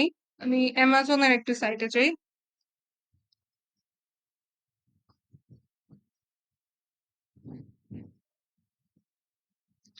সাইটম্যাপ আমরা ইউজ করে থাকি আমাদের গুগল যেন সহজে ইন্ডেক্সিং করতে পারে। ইন্ডেক্সিং করার জন্য কি করে আমাদের ওয়েবসাইটটাকে সার্চ ইঞ্জিনের ১ম এ আনার জন্য যেন পারমিশন দিয়ে দেয়। সেজন্য বেসিক্যালি আমরা সাইটম্যাপ ইউজ করে থাকি। মানে গুগল যেন তার অ্যালগরিদম অনুযায়ী আমার ওয়েবসাইটটাকে যেন রিড করতে পারে, প্রপারলি যেন রিড করতে পারে এবং ইন্ডেক্সিংটা যেন ফার্স্ট হয়। সেজন্য আমরা সাইটম্যাপ অ্যাটাচ করে থাকি প্রত্যেকটা ওয়েবসাইটে। বাট অনেক ক্ষেত্রে কেউ ইনডিরেক্টলি করে, অনেক ক্ষেত্রে কেউ ডিরেক্টলি করে। তো প্রত্যেকটা ওয়েবসাইটের নিচের দিকে সাইটম্যাপ লিখা থাকে। আ বেসিক্যালি ওয়েবসাইটের যে HTML কোডিং আছে, তারপর গুগল যেন ইন্ডেক্সিং এর জন্য যেন ফার্স্ট রিড করতে পারে। রিড করে যেন আমার ওয়েবসাইটটাকে র‍্যাংকিং বা সার্চ ইঞ্জিনের পেজে যেন ফার্স্টলি মানে প্রমোশন দিতে পারে অথবা রেফার করে দিতে পারে যে হ্যাঁ, ওয়েবসাইটটা পারফেক্টলি ওকে আছে এবং রিডেবল আছে। গুগল অ্যালগরিদমের নিয়ম অনুযায়ী গুগল রিড করতে পারতেছে। সেজন্য আমরা সাইটম্যাপ ইউজ করে থাকি। তো এটার যে কাজটা সেটা হচ্ছে বিভিন্ন টেকনোলজি এবং টুল ইউজ করে আমাদের করতে হয়। সেটা হচ্ছে আমাদের টেকনিক্যাল এজ এর মধ্যে পড়ে। আর ইন্ডেকশন এর জন্য আমাদের মানে আমাদের এসইও যে কিছু সফটওয়্যার আছে সেই সফটওয়্যার ইউজ করে আমরা ইন্ডেকশনটা যেন আরো ফাস্ট করতে পারি গুগলের, সেজন্য আমরা কিছু কাজ করে থাকি এসইও, সেটা টেকনিক্যাল এর মধ্যে পড়ে। আর স্ট্রাকচার ডাটা তো ওভারঅল সবকিছু বুঝিয়ে দিলাম যে এইচটিএমএল কিছু কোডিং আছে, কিছু বিষয় আছে ওভারঅল, এগুলো যেন আমরা আরো সহজে করতে পারি সেজন্য আমরা কিছু সফটওয়্যার এবং টুল ইউজ করি। সেটা আমাদের ডায়নামিক ওয়েবসাইট এর মধ্যেই আমরা করে থাকি। ইনস্টলেশন করে আরকি কিছু টুল টেকনিক ইউজ করে থাকি। সেটা আমাদের টেকনিক্যাল এসইও এর মধ্যেই পড়ে। ঠিক আছে? তো এখন আমি কিছু একটা জিনিস মানে খুবই ইম্পোর্টেন্ট ছিল আজকের ক্লাসের এই বিষয়টা দেখানোর জন্য। কিন্তু মাত্র 15% চার্জ আছে। আমার ক্লাসটা শেষ করতে হবে। খুব তাড়াতাড়ি শেষ করতে হবে। তার আগে আমি কিছু র‍্যাংকিং ফ্যাক্টর এর বিষয়ে আপনাদের একটু ক্লিয়ারলি বলে দেই। Google র‍্যাংকিং ফ্যাক্টর হচ্ছে মোস্ট ইম্পোর্টেন্ট 10 র‍্যাংকিং বিষয়ের ফ্যাক্টরস আছে যেগুলো হচ্ছে আমাদের মানতে হবে এবং দেখতে হবে, মেনে চলতে হবে ওভারঅল। এগুলো যদি না থাকে ওয়েবসাইটের মধ্যে তাহলে Google কি করে না? ইন্ডেক্সনটা ফার্স্ট করে না বা ইন্ডেক্সিংটা করে না এবং সে কি ওয়েবসাইটটাকে র‍্যাংকিং এর জন্য এলাও করে না বা সার্চ ইঞ্জিনে আমার ওয়েবসাইটটা আসে না। তো সেজন্য কি করতে হয়? আমাদের মোস্ট ইম্পোর্টেন্ট এই ১০ টা বিষয় আমাদেরকে মানতে হয়। এগুলো Google র‍্যাংকিং ফ্যাক্টরস এরই ফ্যাক্টরস। মানে Google এর একটা ওয়েবসাইট Google র‍্যাংকিং এর ১ম এ নিয়ে আসার জন্য যে মোস্ট 10 ইম্পোর্টেন্ট বিষয় সেগুলো হচ্ছে এই বিষয়গুলো। এর মধ্যে সবার আগে হচ্ছে আমার কনটেন্টটা কোয়ালিটিফুল থাকতে হবে। যেমন ১ম আলো হচ্ছে একটা নিউজ রিপোর্টিং ওয়েবসাইট। সো তার নিউজ রিপোর্টিং ওয়েবসাইট কি বাংলাদেশের বাংলাদেশের ন্যাশনাল একটা নিউজ পেপার হচ্ছে ১ম আলো বা নিউজ রিপোর্টিং সাইটটা হচ্ছে কি আমাদের ১ম আলো। তো ১ম আলো কি করে? মানে ন্যাশন ওয়াইজ যত নিউজ আছে সেগুলো আমাদেরকে পাবলিশ করে দেখায় বা আমরা এগুলো পড়তে পারি। তো নিউজগুলো যেন কোয়ালিটিফুল হয় সেটার জন্য কনটেন্ট ডেফিনিটলি কোয়ালিটিফুল কনটেন্ট থাকতে হবে। কোয়ালিটিফুল কনটেন্ট না থাকলে Google র‍্যাংকিং ফ্যাক্টর এর মধ্যে সেটা পড়বে না। Google সে কি করবে? তার ওই ওয়েবসাইটটাকে বাতিল করার সম্ভাবনা থাকবে। তারপর হচ্ছে কিওয়ার্ডের প্লেসমেন্ট। কিওয়ার্ডের প্লেসমেন্টটাও কিন্তু সঠিক থাকতে হবে এবং কিওয়ার্ডটাও যেন রিলেটেবল থাকে, এটা হচ্ছে মেইন। কিওয়ার্ড প্লেসমেন্টের মধ্যে এটা আমি এখানে লিখে দেই। কিওয়ার্ড যেন রিলেটেবল থাকে। আ রিলেটেবল এটা মেনশন করে দিই। এটা আরো ইজি হবে বুঝতে। তো কিওয়ার্ড যেন রিলেটেবল হয় সেটা হচ্ছে আ একটা ফ্যাক্টর। Google র‍্যাংকিং ফ্যাক্টর এর মধ্যে এটা পড়ে। মানে আমার কনটেন্ট যেমন হবে, কনটেন্টের টপিক যেমন হবে, সে অনুযায়ী আমার কিওয়ার্ড থাকতে হবে। আমি যদি হচ্ছে ডিজিটাল মার্কেটিং এ একটা ব্লগ লিখি এবং সেখানে যদি আমি আ মনে করেন যে একটা কাপড়ের একটা কোনো ক্লথিং রিলেটেড কোনো কনটেন্ট দিয়ে দিলাম। হ্যাঁ? তাহলে তো হলো না। ডিফারেন্ট হয়ে গেল না? পুরোটাই আমার কনটেন্ট এর বাইরে চলে গেল। রিলেট করল না। তাহলে তো এটা Google র‍্যাংকিং ফ্যাক্টর এ আসবে না। তারপর মনে করেন যে একজন ডাক্তার কোন একজন একটা আ তার হচ্ছে সেবা সার্ভিসের জন্য সে কি করলো? প্রমোশন করতেছে। তো সেখানে এসে যদি আবার অন্য কেউ লাইক হচ্ছে কোনো টিচার যদি এসে টিচারের যে কিছু থাকে না কোচিং সেন্টার রিলেটেড হচ্ছে প্রমোশন করা। ওইটা যদি করা হয় তাহলে তো হবে না। ২ টা কিন্তু ডিফারেন্ট। ডিফারেন্ট হয়ে গেল না? তো ঠিক সেরকমই আপনার কিওয়ার্ডটাও কিন্তু রিলেটেবল থাকতে হবে। যেমন ধরেন নিউজ রিলেটেড যদি হয় তাহলে ডেফিনিটলি নিউজ এর সাথে ম্যাচ করে কিওয়ার্ড থাকতে হবে। ডিজিটাল মার্কেটিং এর ব্লগিং এর জন্য যদি কোনো কিছু হয় তাহলে ডিজিটাল মার্কেটিং এর যে স্পেসিফিক্যালি কোনো কোর্স রিলেটেড যদি থাকে, যেমন ধরেন এসইও রিলেটেড কোনো কনটেন্ট থাকলো, সেখানে এসইও রিলেটেডই কিওয়ার্ড ইউজ করতে হবে। ঠিক আছে? ইমেজ অপটিমাইজেশন সেটা আমি একটু আগে বলে দিছিলাম। ইমেজের জন্য আমরা কি, কি দেখে থাকি। ইমেজের জন্য ডেফিনিটলি কিওয়ার্ডটাও কিন্তু ইমেজের সাথে ম্যাচ হতে হবে। ইমেজ জন্য এমন হয় যেন ইমেজটা দেখলে বুঝা যায় যে ওই কনটেন্টটা কি related. So image optimisation must. Image properly যদি অপটিমাইজেশন না করা হয়, তাহলে সেটা গুগল র‍্যাংকিং ফ্যাক্টরের মধ্যে আসবে না।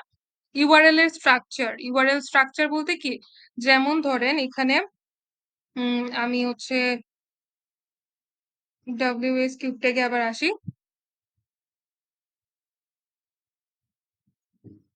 যেমন ধরেন এখানে আহ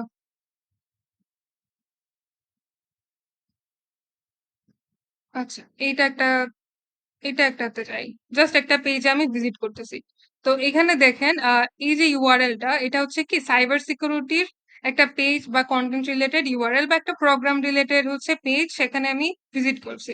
তো এখানে যদি আহ এই ইউআরএলটা যদি প্রপার না হয়, এখানে যদি সাইবার সিকিউরিটির জায়গায় যদি অন্য কোনো কিছু লেখা থাকে এবং এই কনটেন্টের মধ্যে ওই লিংকের মধ্যে আমি আসলাম, আসার পরে দেখলাম কি এখানে সাইবার সিকিউরিটি, বাট এখানে যদি লেখা থাকে ডিজিটাল মার্কেটিং, আর আমি এখানে ক্লিক করার পরে এসে দেখলাম কি এটা হচ্ছে সাইবার সিকিউরিটি, তাহলে কি এই লিংকটা কি প্রপার হলো? এই যে এটা লিংক, এটা তো প্রপার থাকবে না। ঠিক আছে? আমি এসে যদি ডিজিটাল মার্কেটিং এর একটা কোড এখানে, মানে এখানে লেখা থাকলো সাইবার সিকিউরিটির জায়গায় ডিজিটাল মার্কেটিং, বাট আমি যখন লিংকে ক্লিক করলাম, এসে দেখলাম এখানে gate job ready for cyber security rules, এরকম। তো এটা তো রিলেটেবল হলো না। মানে আমার ইউআরএল এর প্লেসমেন্টটাও তো ঠিক হলো না। তখন কি হবে? গুগল কিন্তু এটা প্রপারলি ইন্ডেক্সিং করতে পারবে না। গুগল র‍্যাংকিং ফ্যাক্টরের এটা বাইরে চলে যাবে। তো গুগল এটাকে মানবে না। তো কি হয়ে যাবে? আপনার ওয়েবসাইটটা কিন্তু ক্যান্সেল বা পারমিশন পাবে না, এটা কিন্তু বাতিল হয়ে যাবে। তারপর পেজের স্পিড বলতে, যেমন আমি কত সেকেন্ডে এই ওয়েবসাইটের এই পেজের মধ্যে এসে ভিজিট করছি, ওভারঅল এটা একটা বোঝায়। যেমন ধরেন কি আমি জাস্ট হচ্ছে এখানে প্রথম আলো লিখে সার্চ করলাম এবং প্রথম আলোতে যাচ্ছি। তো মনে করেন যে আমি প্রথম আলো ওয়েবসাইটে ভিজিট করলাম। ঠিক আছে? তারপর ধরেন এখানে হচ্ছে আমি আড়ং এর একটা আড়ং লিখে সার্চ করি। কারণ আড়ং এ এসে আমি ভিজিট করলাম। এই যে এটা লোড হচ্ছে না? লোড হয়ে আমাকে আড়ং এর ওয়েবসাইটে নিয়ে আসতেছে। ঠিক আছে? তো এই যে দেখেন এটা কিন্তু স্টিল লোড হচ্ছে। তো এই যে লোড হওয়াটা মানে কত সেকেন্ডের মধ্যে লোড হয়ে হচ্ছে আমি একটা ওয়েবসাইটে ভিজিট করতে পারতেছি। তারপর এই যে বিভিন্ন লিংকে ক্লিক করে কোন, কোন পেজে আমি কত সেকেন্ডের মধ্যে কি ভিজিট করতে পারতেছি। ওভারঅল এই পুরো কাউন্টটাই কিন্তু ওয়েবসাইটের স্পিড কাউন্ট করতেছে। যদি কোনো ওয়েবসাইটে খুবই স্লো হচ্ছে লোড হয়, সেক্ষেত্রে কি আর আপনি ওই ওয়েবসাইটে ভিজিট করবেন? আপনি তো ওই ওয়েবসাইটে ভিজিট করার আগ্রহ হারিয়ে ফেলবেন। তো এটাই কত ফাস্ট একটা ওয়েবসাইট স্পিড মানে কত ফাস্ট একটা ওয়েবসাইট লোড হয়ে হচ্ছে একজন ভিজিটর সেই ওয়েবসাইটে ভিজিট করতে পারে। ওভারঅল এইটাই যে কাউন্টটা, সেটা যত ফাস্ট হবে তত গুগল র‍্যাংকিং ফ্যাক্টরে ভালো। তো এইজন্য স্পিডটা ম্যাটার করে। এবং মোবাইল ফ্রেন্ডলিনেস। আচ্ছা, আমার কারেন্ট চলে আসছে। তো এখন মোবাইল ফ্রেন্ডলিনেস এর যে বিষয়টা, তো মোবাইল ফ্রেন্ডলিনেস বলতে কি আপনি আপনার যে ওয়েবসাইটটা থাকবে, সেই ওয়েবসাইটটা কি শুধু ডেস্কটপ ইউজারদের জন্য, নাকি মোবাইল ইউজাররাও কি ইউজ করতে পারবে এরকম? যেমন ধরেন এই যে একটা ওয়েবসাইট প্রথম আলোর ওয়েবসাইটটাতে কিন্তু আপনারাও কিন্তু মোবাইল থেকে ভিজিট করতে পারবেন। যেমন আমি যদি আপনাদেরকে এখন লিংকটা শেয়ার করি, আপনারা জাস্ট যারা হচ্ছে মোবাইল থেকে জয়েন করছেন, আপনারা জাস্ট ক্লিক করে দেখেন আপনারা কি এটাতে ভিজিট করতে পারতেছেন কিনা। ডেফিনিটলি এটাতে ভিজিট করতে পারবেন। তো মোবাইল ইউজার যারা আছেন, যারা ইউজ করে তারা কত সুন্দরভাবে বা মানে ফ্রেন্ডলি ওয়েতে মোবাইল ফ্রেন্ডলিনেস আছে কিনা বা মোবাইল ইউজাররা ভালো মতো ইউজ করতে পারে কিনা, এটাও কিন্তু একটা ওয়েবসাইটে থাকতে হবে। যে শুধু ডেস্কটপ না, মোবাইল ভিউ থেকেও যেন কেউ হচ্ছে ভিজিট করতে পারে, এটারও যেন অ্যাক্সেস থাকে, সেটাও থাকতে হবে। তো এটাও কি হয়, গুগল র‍্যাংকিং ফ্যাক্টর একটা ফ্যাক্টর। খুব বেশি এটা কাউন্ট করে। গুগল র‍্যাংকিং যে ফ্যাক্টরস গুলো আছে তার মধ্যে মোবাইল ফ্রেন্ডলিনেস বা মোবাইল ইউজাররা যেন আপনার ওয়েবসাইটটা ইউজ করতে পারে, ভিজিট করতে পারে, পড়তে পারে, এরকম যেন সুবিধা থাকে। তো সেটাও কিন্তু গুগল র‍্যাংকিং ফ্যাক্টরে ইম্পর্টেন্ট।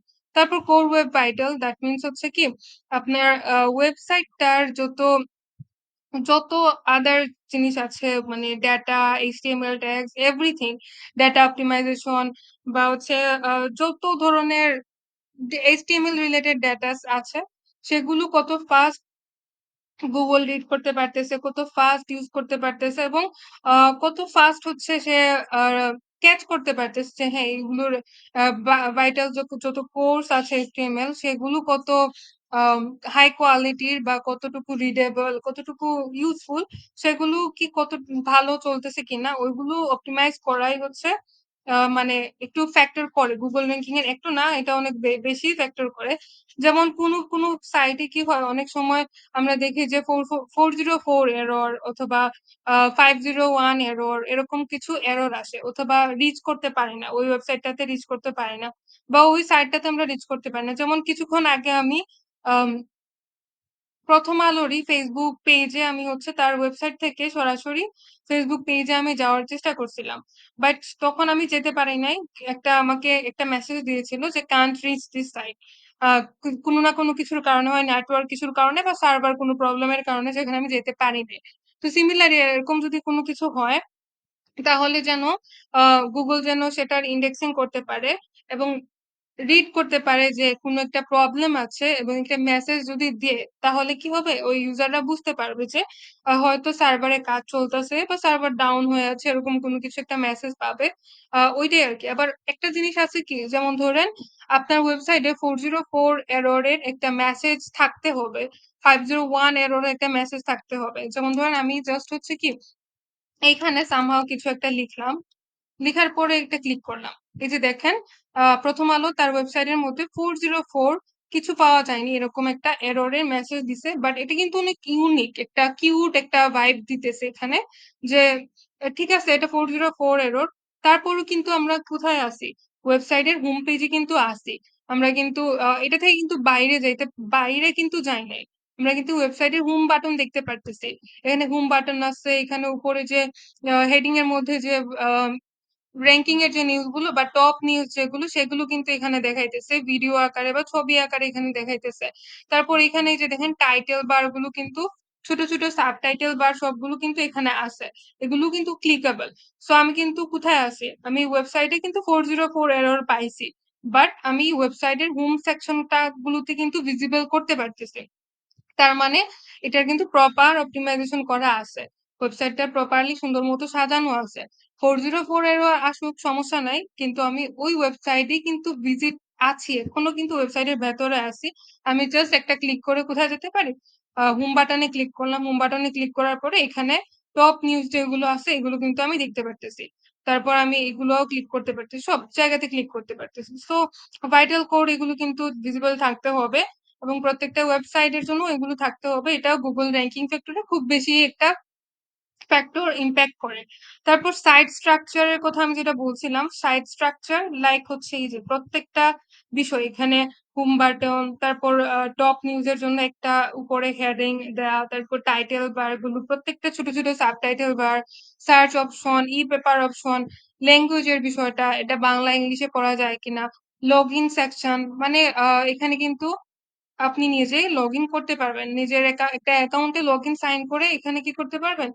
তাদের একজন মেম্বার হয়ে এখানে তাদের নিউজগুলো প্রতি সময় পড়তে পারবেন এবং এখানে যদি আপনি ইমেইল অ্যাড্রেস দিয়ে লগইন করে ফেলেন, তাহলে কিন্তু আপনার ইমেইলে প্রতিনিয়ত নিউজগুলো আপডেট আসতে থাকবে। প্রত্যেকটা নিউজেরই আপডেট আসতে থাকবে। তারপর এখানে একটা বার অপশন আছে, 3 ডট মেনু আছে। মেনুতে ক্লিক করলে কি করেন? আপনি কিন্তু আলাদাভাবে ফিল্টার করে নিউজগুলো পড়তে পারবেন। তারপর এখানে যে প্রথম আলোর অন্যান্য উদ্যোগী যে প্রত্যেকটা বিষয় এখানে সুন্দর করে হাইলাইটেড করা আছে, ঠিক আছে? তো এই যে প্রত্যেকটা সুন্দর বিষয় সুন্দর করে স্ট্রাকচারাইজ করা, এই সাইট স্ট্রাকচার গুলো যেন প্রত্যেকটা সুন্দরভাবে স্ট্রাকচারাইজ করা থাকে, এই বিষয়গুলো কি গুগল র‍্যাঙ্কিং ফ্যাক্টরে ফ্যাক্টর মানে খুব বেশি একটা ফ্যাক্টর করে থাকে। তারপর সাইট সিকিউরিটি খুবই ইম্পর্টেন্ট। তার মানে হচ্ছে কি আপনার যে সাইট আছে প্রত্যেকটা ওয়েবসাইটেরই সাইট সিকিউরিটি ইম্পর্টেন্ট কেন? কারণ কোনো স্প্যাম যেন না হয়। তারপর কোনো স্প্যামের আহ কত পার্সেন্ট স্কোর আছে, প্রত্যেকটা ওয়েবসাইটের স্প্যাম স্কোর কিন্তু পার্সেন্টেজ করা থাকে, 1 to 10% এরকম থাকে। 1% হচ্ছে কি একদম লো, মানে কোনো ধরনের স্প্যাম নাই। এবং হাইয়েস্ট হচ্ছে 10%, তার মানে স্প্যাম রিলেটেড বিষয়গুলো কিন্তু ওয়েবসাইটে থাকে। তো সার্ভার স্প্যাম হয়ে মানে মাঝে মাঝে কি হয়, কিছু হ্যাকাররা থাকে যারা হচ্ছে ওয়েবসাইট হ্যাক করার চেষ্টা করে বা ওয়েবসাইটটাকে ব্যান করার চেষ্টা করে। সো এরকম জন্য কোনো আউটসাইডার আপনার ওয়েবসাইটের জন্য ঢুকে আপনার ওয়েবসাইটটা যেন নষ্ট করতে না পারে, সেজন্য ওয়েবসাইটের সিকিউরিটি দিতে হয়। তো এই বিষয়টা এনশিওর করতে হয়। না হলে কি হবে না, গুগল র্যাঙ্কিং ফ্যাক্টরে কিন্তু সেটা পড়বে না। আর ব্যাকলিংকিং এর বিষয় যেটা হচ্ছে আমরা অফ পেজ এসইও এর মাধ্যমে করে থাকি। তো আপনার ওয়েবসাইটে ডেফিনিটলি ব্যাকলিংকিং করতে হবে। ব্যাকলিংকিং না করলে গুগল র্যাঙ্কিং ফ্যাক্টরের মধ্যে সেটা পড়বে না। এবং গুগল কি করবে না, আপনার ওয়েবসাইটটাকে অথরাইজেশন বা পারমিশন মানে বা র্যাঙ্কিং এর জন্য সামনে যেন আসে না, বা সার্চ ইঞ্জিনের ফার্স্ট পেজ গুলোতে যেন মানে ভিজিবল হয় না, এরকম একটা বাজে এফেক্ট ফেলবে। সো গুগল র্যাঙ্কিং ফ্যাক্টরের জন্য এই 10টা ফ্যাক্টরস খুবই ইম্পর্টেন্ট। আর আমরা কি করব, আমরা এখন একটা দুইটা ওয়েবসাইট রিসার্চ করব, রিসার্চ করে দেখব যে এই প্রত্যেকটা বিষয় এখানে কি আছে কিনা। তো এটার জন্য যে কাজটা করতে হয় সেটা হচ্ছে ওয়েবসাইট রিসার্চের কাজ। সো ওয়েবসাইট রিসার্চের কাজ ডেফিনেটলি আপনাকে করতে হবে, যেহেতু আপনি ডিজিটাল মার্কেটিং করতেছেন। সো এই যে ওয়েবসাইট রিসার্চ যদি আপনারা না করেন, আপনারা কিন্তু ওয়েবসাইটের এসইও রিলেটেড ধারণাগুলো কিন্তু আপনার থাকবে না। সো এসইও রিলেটেড ধারণা থাকার জন্য আপনাকে প্রত্যেকটা ওয়েবসাইটে রিসার্চ করতে হবে। যেকোনো ওয়েবসাইটের, এবং আপনাদেরকে অনেক বেশি রিসার্চ করতে হবে ওয়েবসাইটে। এবং ওয়েবসাইটে রিসার্চ করার মাধ্যমে কিন্তু আপনি কি করতে পারবেন, একটা ওয়েবসাইটের প্রপার এসইও কাজ করতে পারবেন। যদি রিসার্চ না করেন তাহলে আপনার ধারণাই থাকবে না যে কোনটা নিয়ে আপনার কাজ করতে হবে, কোনটার আপনাকে র্যাঙ্কিং বাড়াইতে হবে। ঠিক আছে? সো আমরা এখন কি করব, ওয়েবসাইটে রিসার্চ করব। সো একটু দেখেন, আপনারা খেয়াল করে দেখবেন ওয়েবসাইটে রিসার্চ কিভাবে করতে হয় এবং কি কি বিষয় আমরা রিসার্চের জন্য রাখবো সেটাও আমরা একটু দেখব। আচ্ছা, এখানে আসি। আমি একটা স্যাম্পল এখানে রাখছি। এটা প্রিভিয়াস ব্যাচের জন্যই আমি স্যাম্পলটা করছিলাম। তো দেখেন, আমরা ওয়েবসাইট রিসার্চের জন্য কিন্তু গুগল শিট মেনটেন করব। তো আপনাদেরকে তো আমি গুগল শিট মেনটেন করা শুরু থেকেই দেখাই দিছি। জাস্ট হচ্ছে কি, আহ একটা সেল, এখানে কয়েকটা সেল হচ্ছে সুন্দর করে আপনারা মার্জ করবেন, যেরকম প্রতিদিন আপনারা একটা হেডিং দিয়ে থাকেন। তো ওরকম ভাবে হেডিং এর মধ্যে ওয়েবসাইট রিসার্চ লিখবেন। টাইটেলের মধ্যে রাখবেন সিরিয়াল নাম্বার, ওয়েবসাইটের নেম, ওয়েবসাইটের লিংক। ঠিক আছে? গুগল গুগল ইন্ডেক্সিং এর বিষয়। আচ্ছা, গুগল ইন্ডেক্সিং এর বিষয় কিভাবে দেখতে হবে সেটা আমি দেখিয়ে দিচ্ছি। আর গুগল ইন্ডেক্সিং নিয়ে এখন দেখাবো, সহজ, একদম সহজ, কোনো কিছু কঠিন না। ডোমেইন অথরিটি বলতে হচ্ছে আহ আমাদের প্রত্যেকটা ওয়েবসাইটেরই অথরিটি কিছু থাকে। ঠিক আছে? ডোমেইন বলতে হচ্ছে কি, ডোমেইনের বিষয়টা একটু ক্লিয়ার হয়ে নেন। এই যে দেখেন, প্রথম আলো .com, ঠিক আছে? এই যে দেখেন www.প্রথমআলো.com। এই যে www.প্রথমআলো.com, এটা হচ্ছে কিন্তু প্রথম আলোর ডোমেইন। ঠিক আছে? প্রত্যেকটা মানুষের যেরকম পরিচয় থাকে, নামের সাথে যেমন পরিবারের নাম বা বংশের নাম থাকে, ঠিক সেরকমই কিন্তু আমাদের ওয়েবসাইটেরও নাম থাকতে হয়। তো ওয়েবসাইটের নিজস্ব নাম যেটা, সেটা যখন আমরা নিয়ে নিই, কিনে ফেলি, আহ ডোমেইন কিনতে হয় ওয়েবসাইটের জন্য। তো এটা যে আপনাদেরই করতে হবে এরকম না। জাস্ট মনে করেন যে একটা ওয়েবসাইট, প্রপার ওয়েবসাইট থাকার জন্য তার নিজস্ব ডোমেইন থাকতে হয়।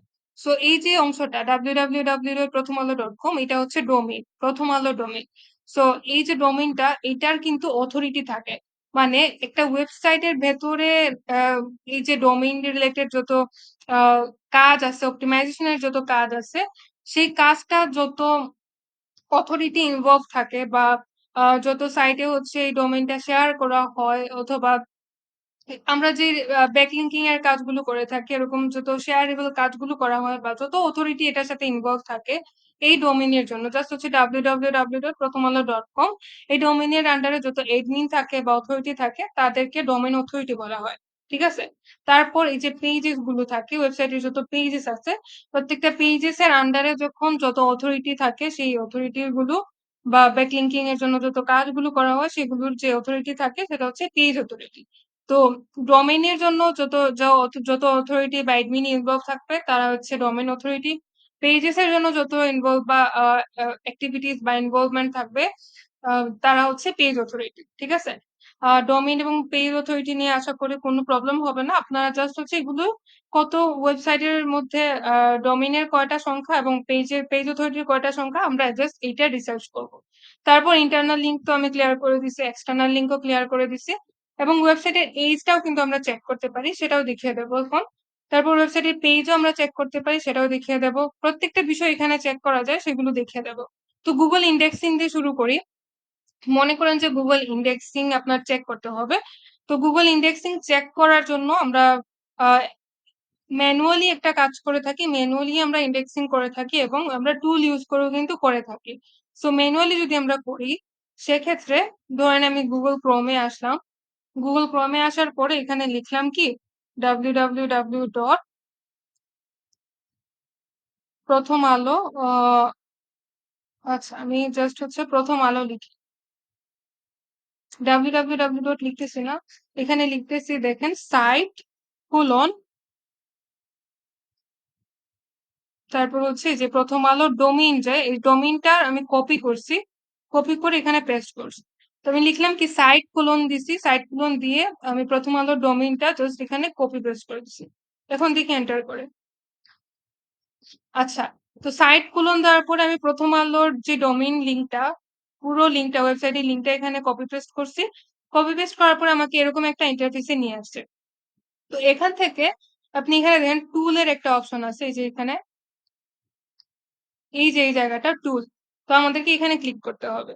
সো আমরা কি করব, জাস্ট এখানে একটা ক্লিক করব। এখানে ক্লিক করার পরে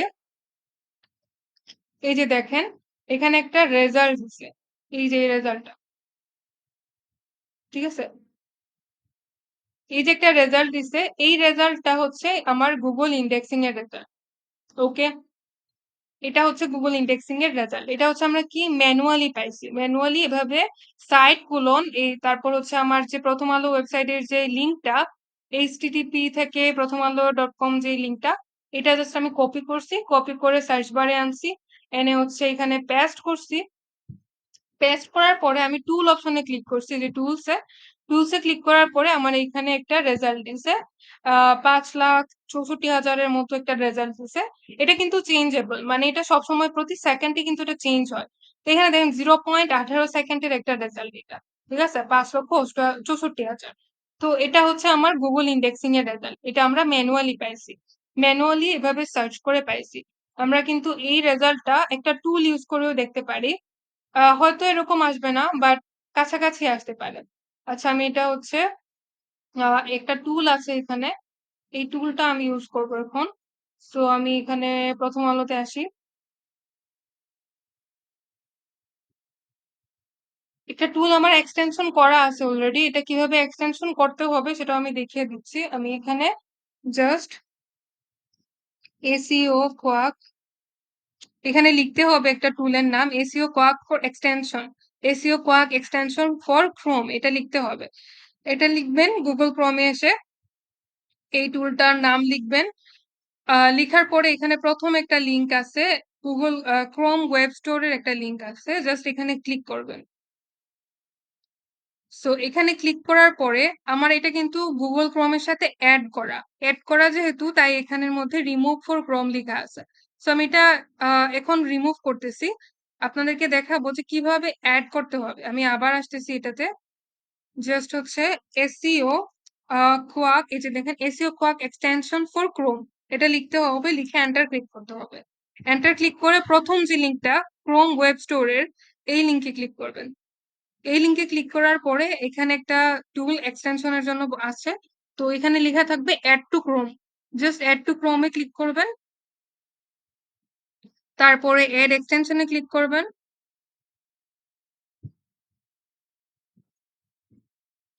আমার এই টুলটা এক্সটেনশন হয়ে গেছে। সো আমি জাস্ট আবার একটু রিফ্রেশ করে আবার এখানে আসব।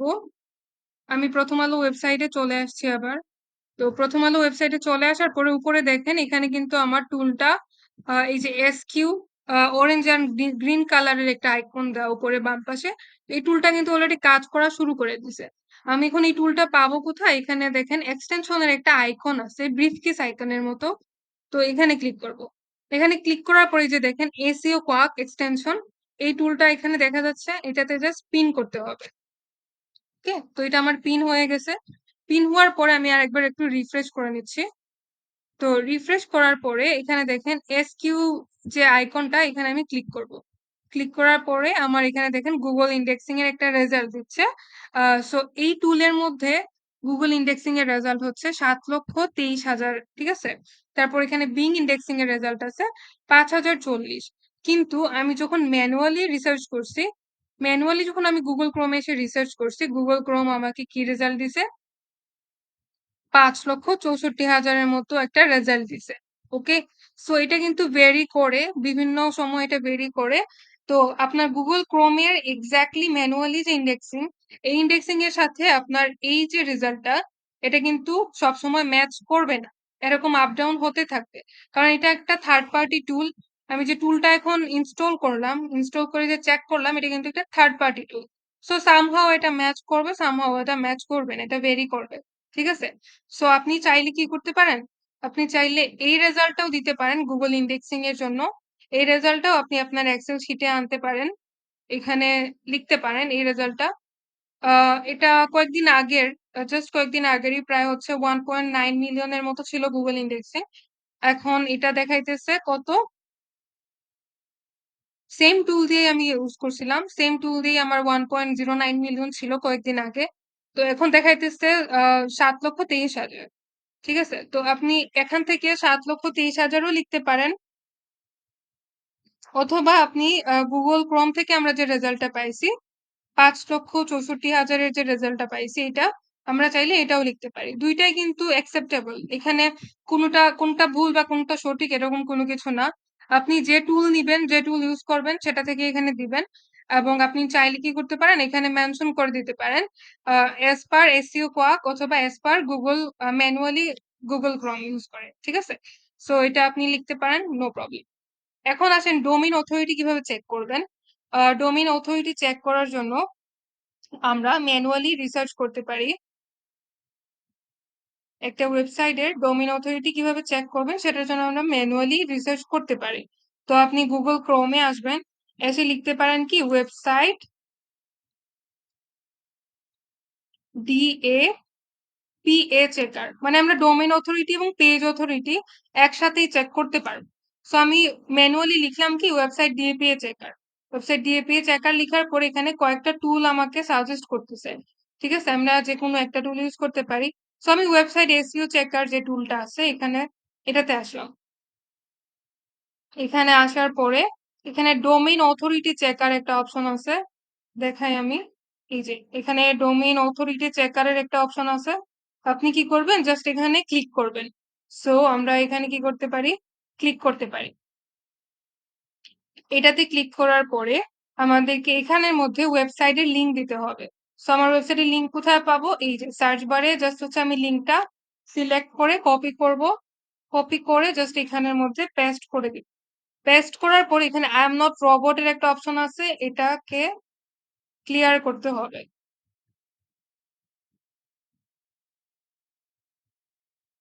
প্রত্যেকটা ইয়ে একসাথে সিলেক্ট করবেন, ক্লিয়ার করবেন। তো এটা যখন ক্লিয়ার হয়ে যাবে জাস্ট চেক অথরিটিতে ক্লিক করবেন।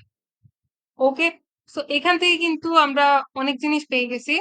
একটু দেখেন, আমরা এখানে ডিএপিএ পাইছি, আর ডিএ পাইছি মানে ডোমেইন অথরিটি কয়টা আছে এটা পাইছি, পেজ অথরিটি কয়টা আছে এটা পাইছি।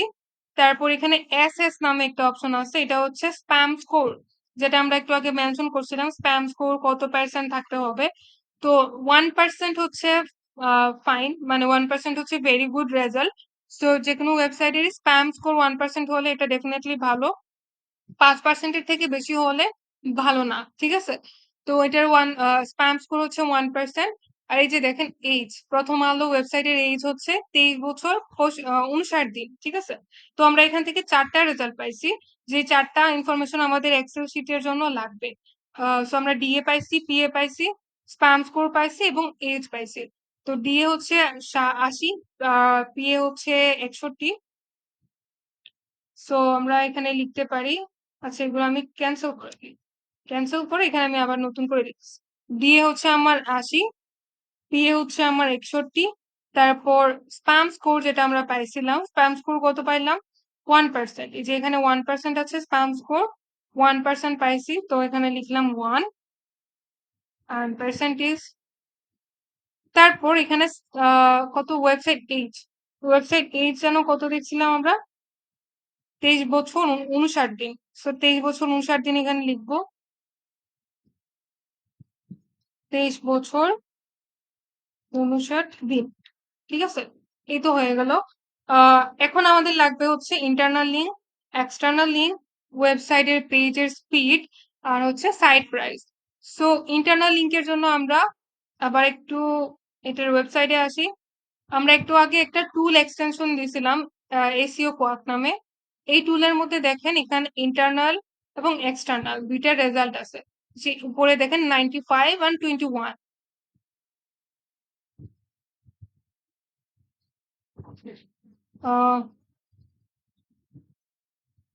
এখানে একটা রেজাল্ট আছে, যে দেখেন আমি জাস্ট ইন্টারনালি ক্লিক করছি, আরেকবার আসি, ক্লিক করতে হবে না, জাস্ট এখানে ক্লিক করব। এখানে দেখেন 95 আর 21, ইন্টারনাল লিঙ্ক হচ্ছে 95টা, এক্সটার্নাল লিঙ্ক হচ্ছে 21টা। তো এটা হচ্ছে আমরা এই যে একটা টুল এক্সটেনশন করছিলাম, এটা থেকে এটা দেখতে পাচ্ছি, ইন্টারনাল লিঙ্ক 95টা, এক্সটার্নাল লিঙ্ক 21টা। তো এই টুল ছাড়াও কিন্তু আমরা ম্যানুয়ালি চেক করতে পারি। ম্যানুয়ালি কিভাবে চেক করব, আমরা জাস্ট গুগল ক্রোমে আসবো। গুগল ক্রোমে আসার পরে এখানে লিখব website internal and external link checker. Search বারের মধ্যে লিখবো কি website internal and external link checker. Internal and external link checker লেখার পরে এখানে দেখেন কিছু লিঙ্ক আমাকে শো করতেছে। তো আমরা এখান থেকে যে কোনো একটাতে ক্লিক করলেই হয়। আমি প্রথমটাতে আমি ক্লিক করলাম। তো প্রথমটাতে ক্লিক করার পরে আমার প্রথমে কি করতে হবে, প্রথম আলোর ওয়েবসাইটের এই যে লিঙ্কটা আছে এটা আমাকে কপি করে এখানে এনে পেস্ট করতে হবে। তারপর এখানে আপনাকে সিলেক্ট করতে হবে বোথ। তারপর অ্যানালাইজে ক্লিক করতে হবে। এটা অ্যানালাইসিস চলতেছে।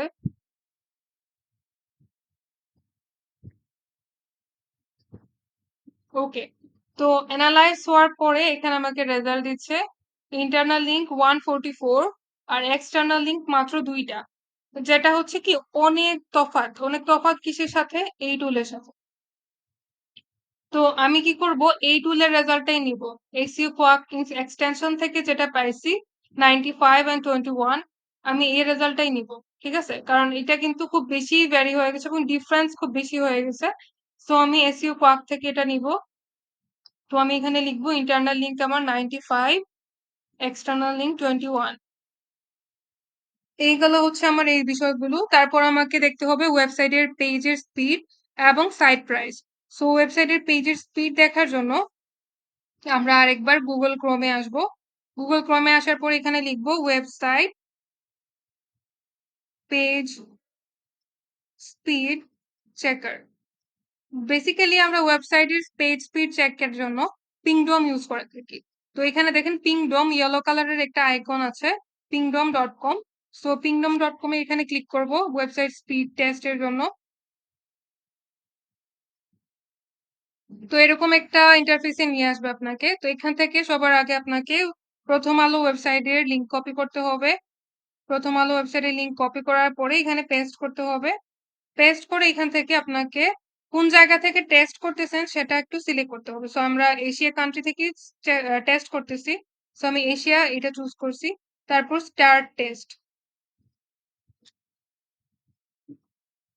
আপনারা টেনশন করবেন না, এটার সাপোর্ট ভিডিও আমি আপনাদেরকে দিয়ে দেবো। আমি জাস্ট ক্লাসের ইয়ার জন্য বেসিক সবকিছু দেখিয়ে দিতেছি।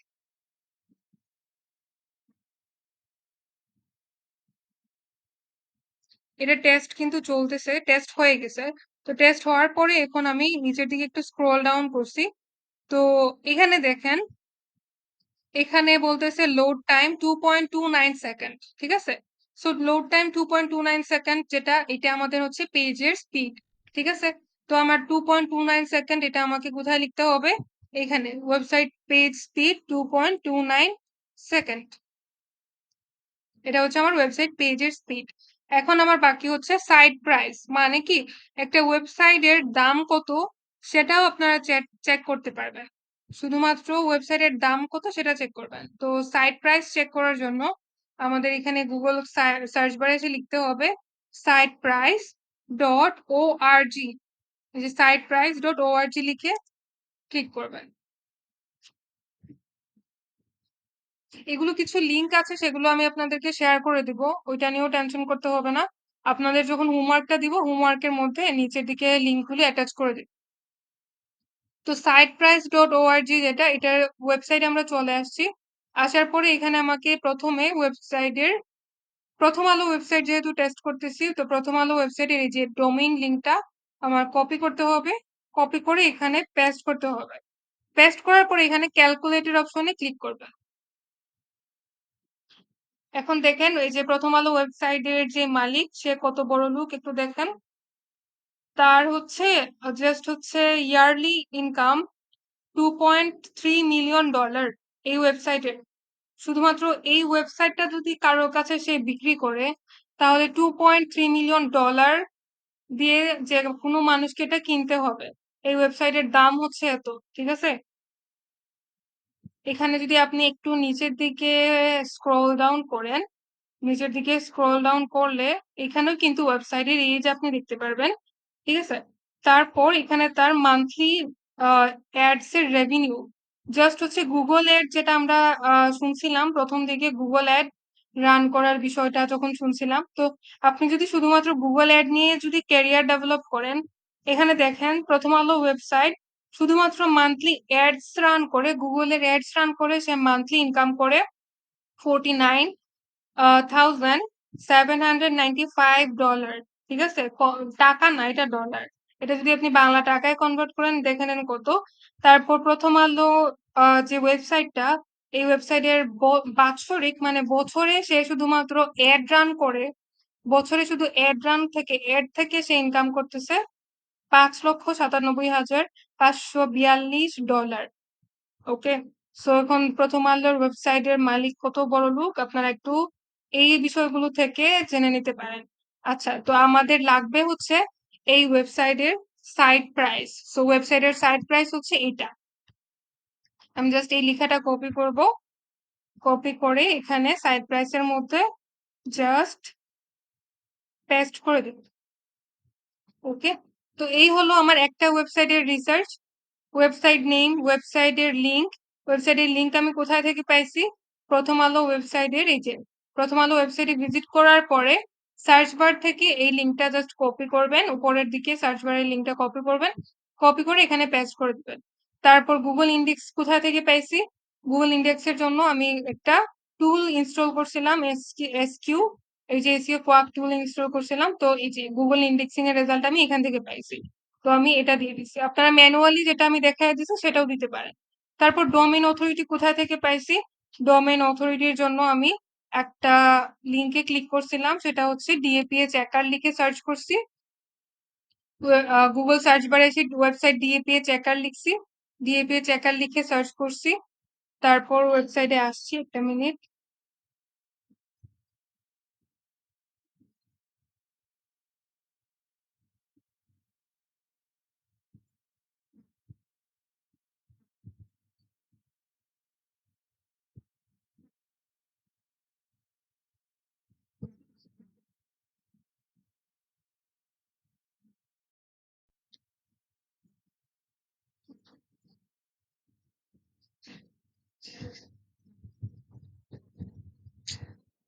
কানেকশন লস্ট হয়ে গেছে।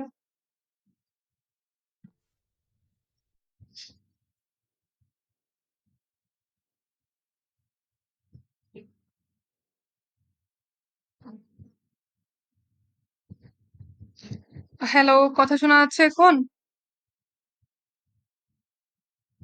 তো আচ্ছা, একটা মিনিট, সরি। হ্যালো, শুনতে পারতেছেন? হ্যাঁ, এখন শোনা যাচ্ছে। শোনা যাচ্ছে, ওকে। আচ্ছা, একটা মিনিট। শোনা যাচ্ছে? ভেঙে ভেঙে আসছে কথা। আচ্ছা, সমস্যা না। সাপোর্ট ভিডিও তো আপনারা এমনিতেই পাবেন, আর আজকে নেটওয়ার্কে অনেক প্রবলেম হচ্ছে। বারবার কারেন্ট যাচ্ছে, তো কারেন্ট যাওয়ার কারণে নেটওয়ার্ক চেঞ্জ হচ্ছে, একবার মোবাইল ফোনে নেটওয়ার্কে আসতেছে, একবার ওয়াইফাই আসতেছে। আচ্ছা, সমস্যা না, আমি এটার সাপোর্ট ভিডিও দিয়ে দিব আপনাদেরকে। যে কাজটা করছিলাম আমরা ওয়েবসাইট রিসার্চের, ওইটার সাপোর্ট ভিডিও দিয়ে দিব। আর সাপোর্ট ভিডিও দেখে আপনারা অনেকাংশ কভার করে ফেলতে পারবেন। নেক্সট ক্লাসেও আবার এটা নিয়ে আমি শুরুর দিকে একটু আলোচনা করব, সমস্যা নাই। তো আমি জাস্ট একটা ওয়েবসাইট রিসার্চের কিছু বিষয় দেখাইছিলাম। তো ওয়েবসাইট রিসার্চের জন্য আমি কি কি রিসার্চ করছি সেটার মধ্যে একটা হচ্ছে আমার ওয়েবসাইটের নাম। সবার আগে আমি যে ওয়েবসাইট নিয়ে রিসার্চ করতেছি সেই ওয়েবসাইটের নাম, তারপর হচ্ছে ওয়েবসাইটের লিঙ্ক। ওয়েবসাইটের লিঙ্কটা হচ্ছে আমি কোথা থেকে পাইছি, আমি প্রথম আলো ওয়েবসাইটে ভিজিট করছি। ভিজিট করার পরে উপরে সার্চ বার থেকে এই প্রথম আলো ওয়েবসাইটের লিঙ্কটা জাস্ট কপি করছি। কপি করে এখানে এই ঘরের মধ্যে পেস্ট করে দিছি। তারপর গুগল ইন্ডেক্সের জন্য একটা টুল ইনস্টল করছিলাম। এই টুলটা হচ্ছে এখানে এসইও কোয়াক। তো এই টুলটা কিভাবে ইনস্টল করতে হবে ওইটারও সাপোর্ট ভিডিও আমি দিয়ে দিব, ওইটা নিয়ে টেনশনের কিছু নাই। তো এই টুলটা ইনস্টল করার পরে এটাতে ক্লিক করে, মানে ওয়েবসাইটের মধ্যে থাকতে হবে, কিন্তু যে ওয়েবসাইট নিয়ে আপনি রিসার্চ করবেন সেই ওয়েবসাইটের পেজেই থাকতে হবে। থাকার পরে এইটাতে ক্লিক করতে হবে, উপরে এই লিঙ্কটাতে ক্লিক করতে হবে। এই লিঙ্কে ক্লিক মানে এই যে টুলটা, এখানে ক্লিক করলে এখানে দেখেন গুগল ইন্ডেক্সের একটা রেজাল্ট পাবেন, 7,23,000 এটার গুগল ইন্ডেক্সের রেজাল্ট। তো জাস্ট এখানে 7,23,000টা এরকম ডিজিট আকারে আপনি লিখে ফেলবেন। দেন হচ্ছে ডোমেইন অথরিটি, পেজ অথরিটি, তারপর ওয়েবসাইটের এজ আর স্পাম স্কোর। এটা আমরা একটা টুল থেকে পাইছি। তো এটা হচ্ছে কোথায় থেকে পাইছি, আমি জাস্ট এই যে ওয়েবসাইট এসইও চেকার, এটা থেকে আসার পর এখানে ক্লিক করছি। তারপর এখানে ডোমেইন অথরিটি চেকার একটা অপশন আছে, তো এখানে ক্লিক করছি। এটাতে ক্লিক করার পরে এখানে আমার যে প্রথম আলো ওয়েবসাইট, এই ওয়েবসাইটের যে লিঙ্কটা, যেটা হচ্ছে আমরা সার্চ বার থেকে নিয়েছিলাম কপি করে, এটা এখানে পেস্ট করে দিতে হবে। Then I am not robot, এটা ক্লিয়ার করতে হবে। তারপর চেক অথরিটিতে দিতে হবে। তো এখানে তারপরে যে দেখেন ডিএ পিএ, দেন হচ্ছে H R sperm score, SS মানে হচ্ছে স্পাম স্কোর। তো আমি 4টা জিনিস পেয়ে গেছি, ডিএ পিএ, স্পাম স্কোর আর এইচ। এই যে 4টা জিনিস আমি এখানে বসিয়ে দিয়েছি। ডিএ পিএ মানে ডোমেইন অথরিটি, পেজ অথরিটি, তারপর হচ্ছে স্পাম স্কোর আর ওয়েবসাইটের এইচ, এগুলো ক্লিয়ার। তারপর হচ্ছে আমার লাগবে ইন্টারনাল লিঙ্ক আর এক্সটার্নাল লিঙ্ক। তো আমি যে একটা টুল ইনস্টল করছিলাম, এখানে এক্সটেনশন করছি, এই টুলটা থেকে আমি ইন্টারনাল আর এক্সটার্নাল লিঙ্ক আমি পাইছি 90 and 21। সো এখানে জাস্ট হচ্ছে 95 আসছে, একটু আগে ছিল 95, এখন 90 চলে আসছে, মানে 5টা লিঙ্ক হচ্ছে ডিলিট করা হয়েছে। সো আমি এখানে আবার 90 লিখছি। এটা কিন্তু চেঞ্জেবল, এটা এক এক সময় এক একটা আসবে, এটা চেঞ্জ হতে থাকবে। তো 90 and 21 এই দুটা গেল। তারপর হচ্ছে আমার ওয়েবসাইট পেজের স্পিডের জন্য আমি একটা টুল ইউজ করছি, সেটা হচ্ছে pingdom.com। সো আপনারা ম্যানুয়ালি লিখতে পারেন ওয়েবসাইট পেজ স্পিড চেকার, লিখে সার্চ করবেন। সার্চ করলে অনেকগুলো টুল থাকবে, তো আমি এই টুলটা ইউজ করছি। এই যে হলুদ রঙের একটা টুল আছে পি আইকন, পিংডম, এটা ইউজ করছি। তো এখানে ক্লিক করবেন, তারপর এখানে ওয়েবসাইটের লিঙ্কটা দিতে হবে। তারপর এখান থেকে আপনার কান্ট্রির যে কোন সাইটে আছেন বা কোন রিজিয়নে আছেন এটা সিলেক্ট করতে হবে। সো বাংলাদেশ হচ্ছে এশিয়ার মধ্যে পড়ে, আমি এশিয়া সিলেক্ট করছি। দেন স্টার্ট টেস্ট, এটা স্টার্ট টেস্ট, তারপর এটা রানিং হচ্ছে টেস্টটা।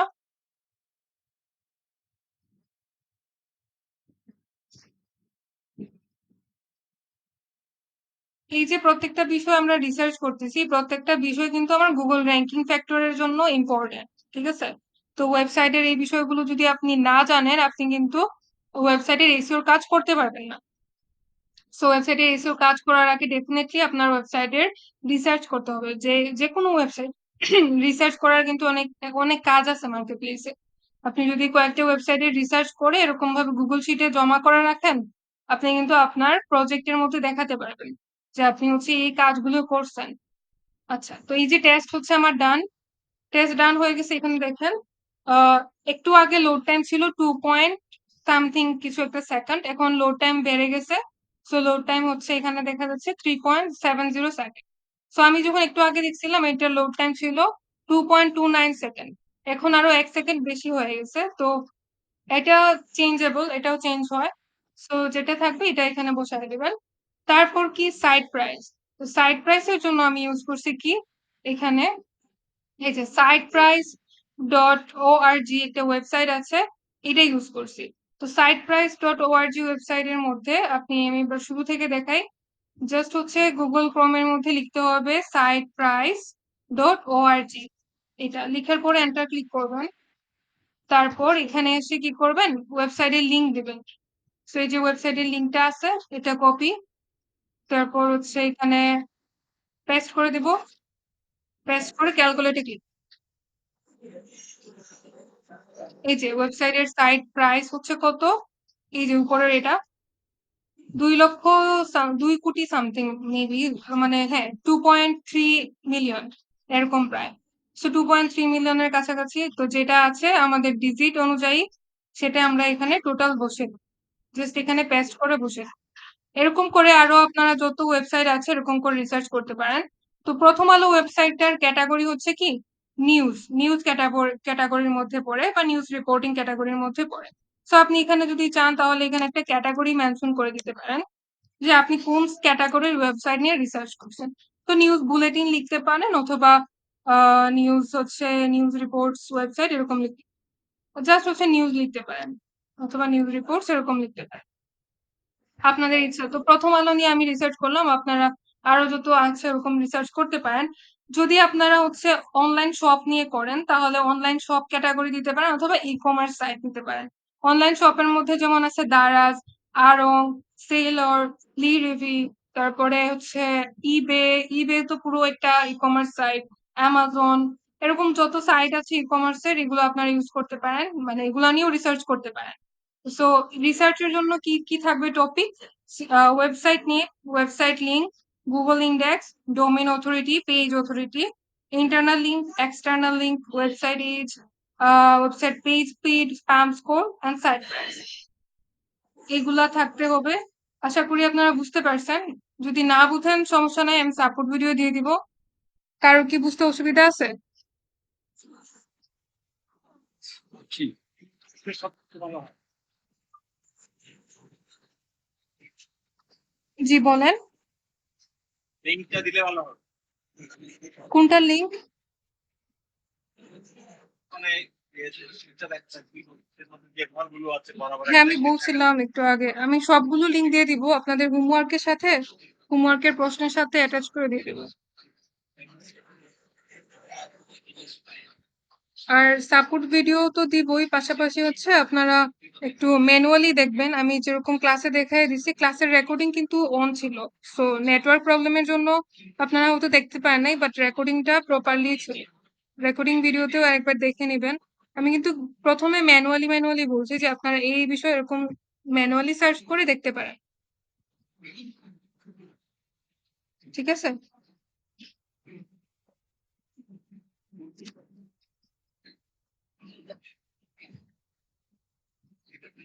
সমস্যা নাই, আপনারা জাস্ট হচ্ছে আজকে তো আমি দেখিয়ে দিছি ক্লাসের এই টপিক গুলো, কারণ আমি এই টপিক গুলো নিয়ে আলোচনা করছিলাম। তো এই টপিক গুলো হচ্ছে আপনাদের রিসার্চও করতে হবে। তো আমি একটু দেখাই দিছি, নেক্সট ক্লাসে আবারও দেখাই দিব, প্রবলেম না। এবং সাপোর্ট ভিডিও তো দিবই। সো আপনারা জাস্ট একটু গো থ্রু করবেন, নেক্সট ক্লাসে আবার এগুলা নিয়ে আলোচনা করবো। আজকে তো নেটওয়ার্ক একটু প্রবলেম ছিল, জন্য ক্লিয়ারলি ওটা দেখতে পারেন নাই হয়তো।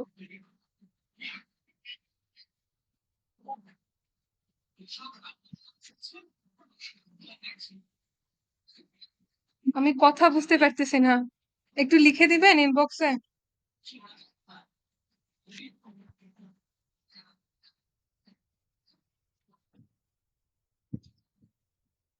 হ্যালো,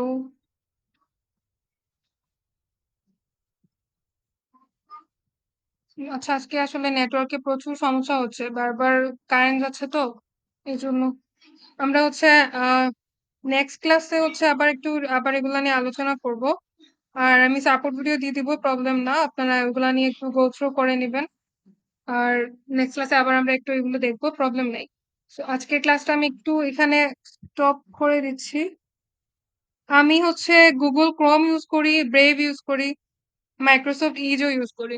আমার নেটওয়ার্ক বা আমার সার্ভার থেকে যখন যেটা ফার্স্ট কাজ করে আমি সেটা ইউজ করি।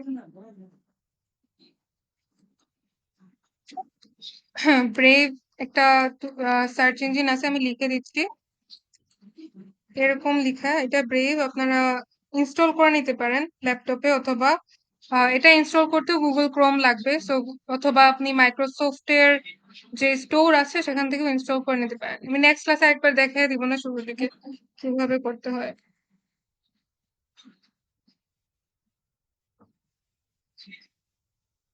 আজকে ক্লাসটা এইটুকুই রাখতেছি।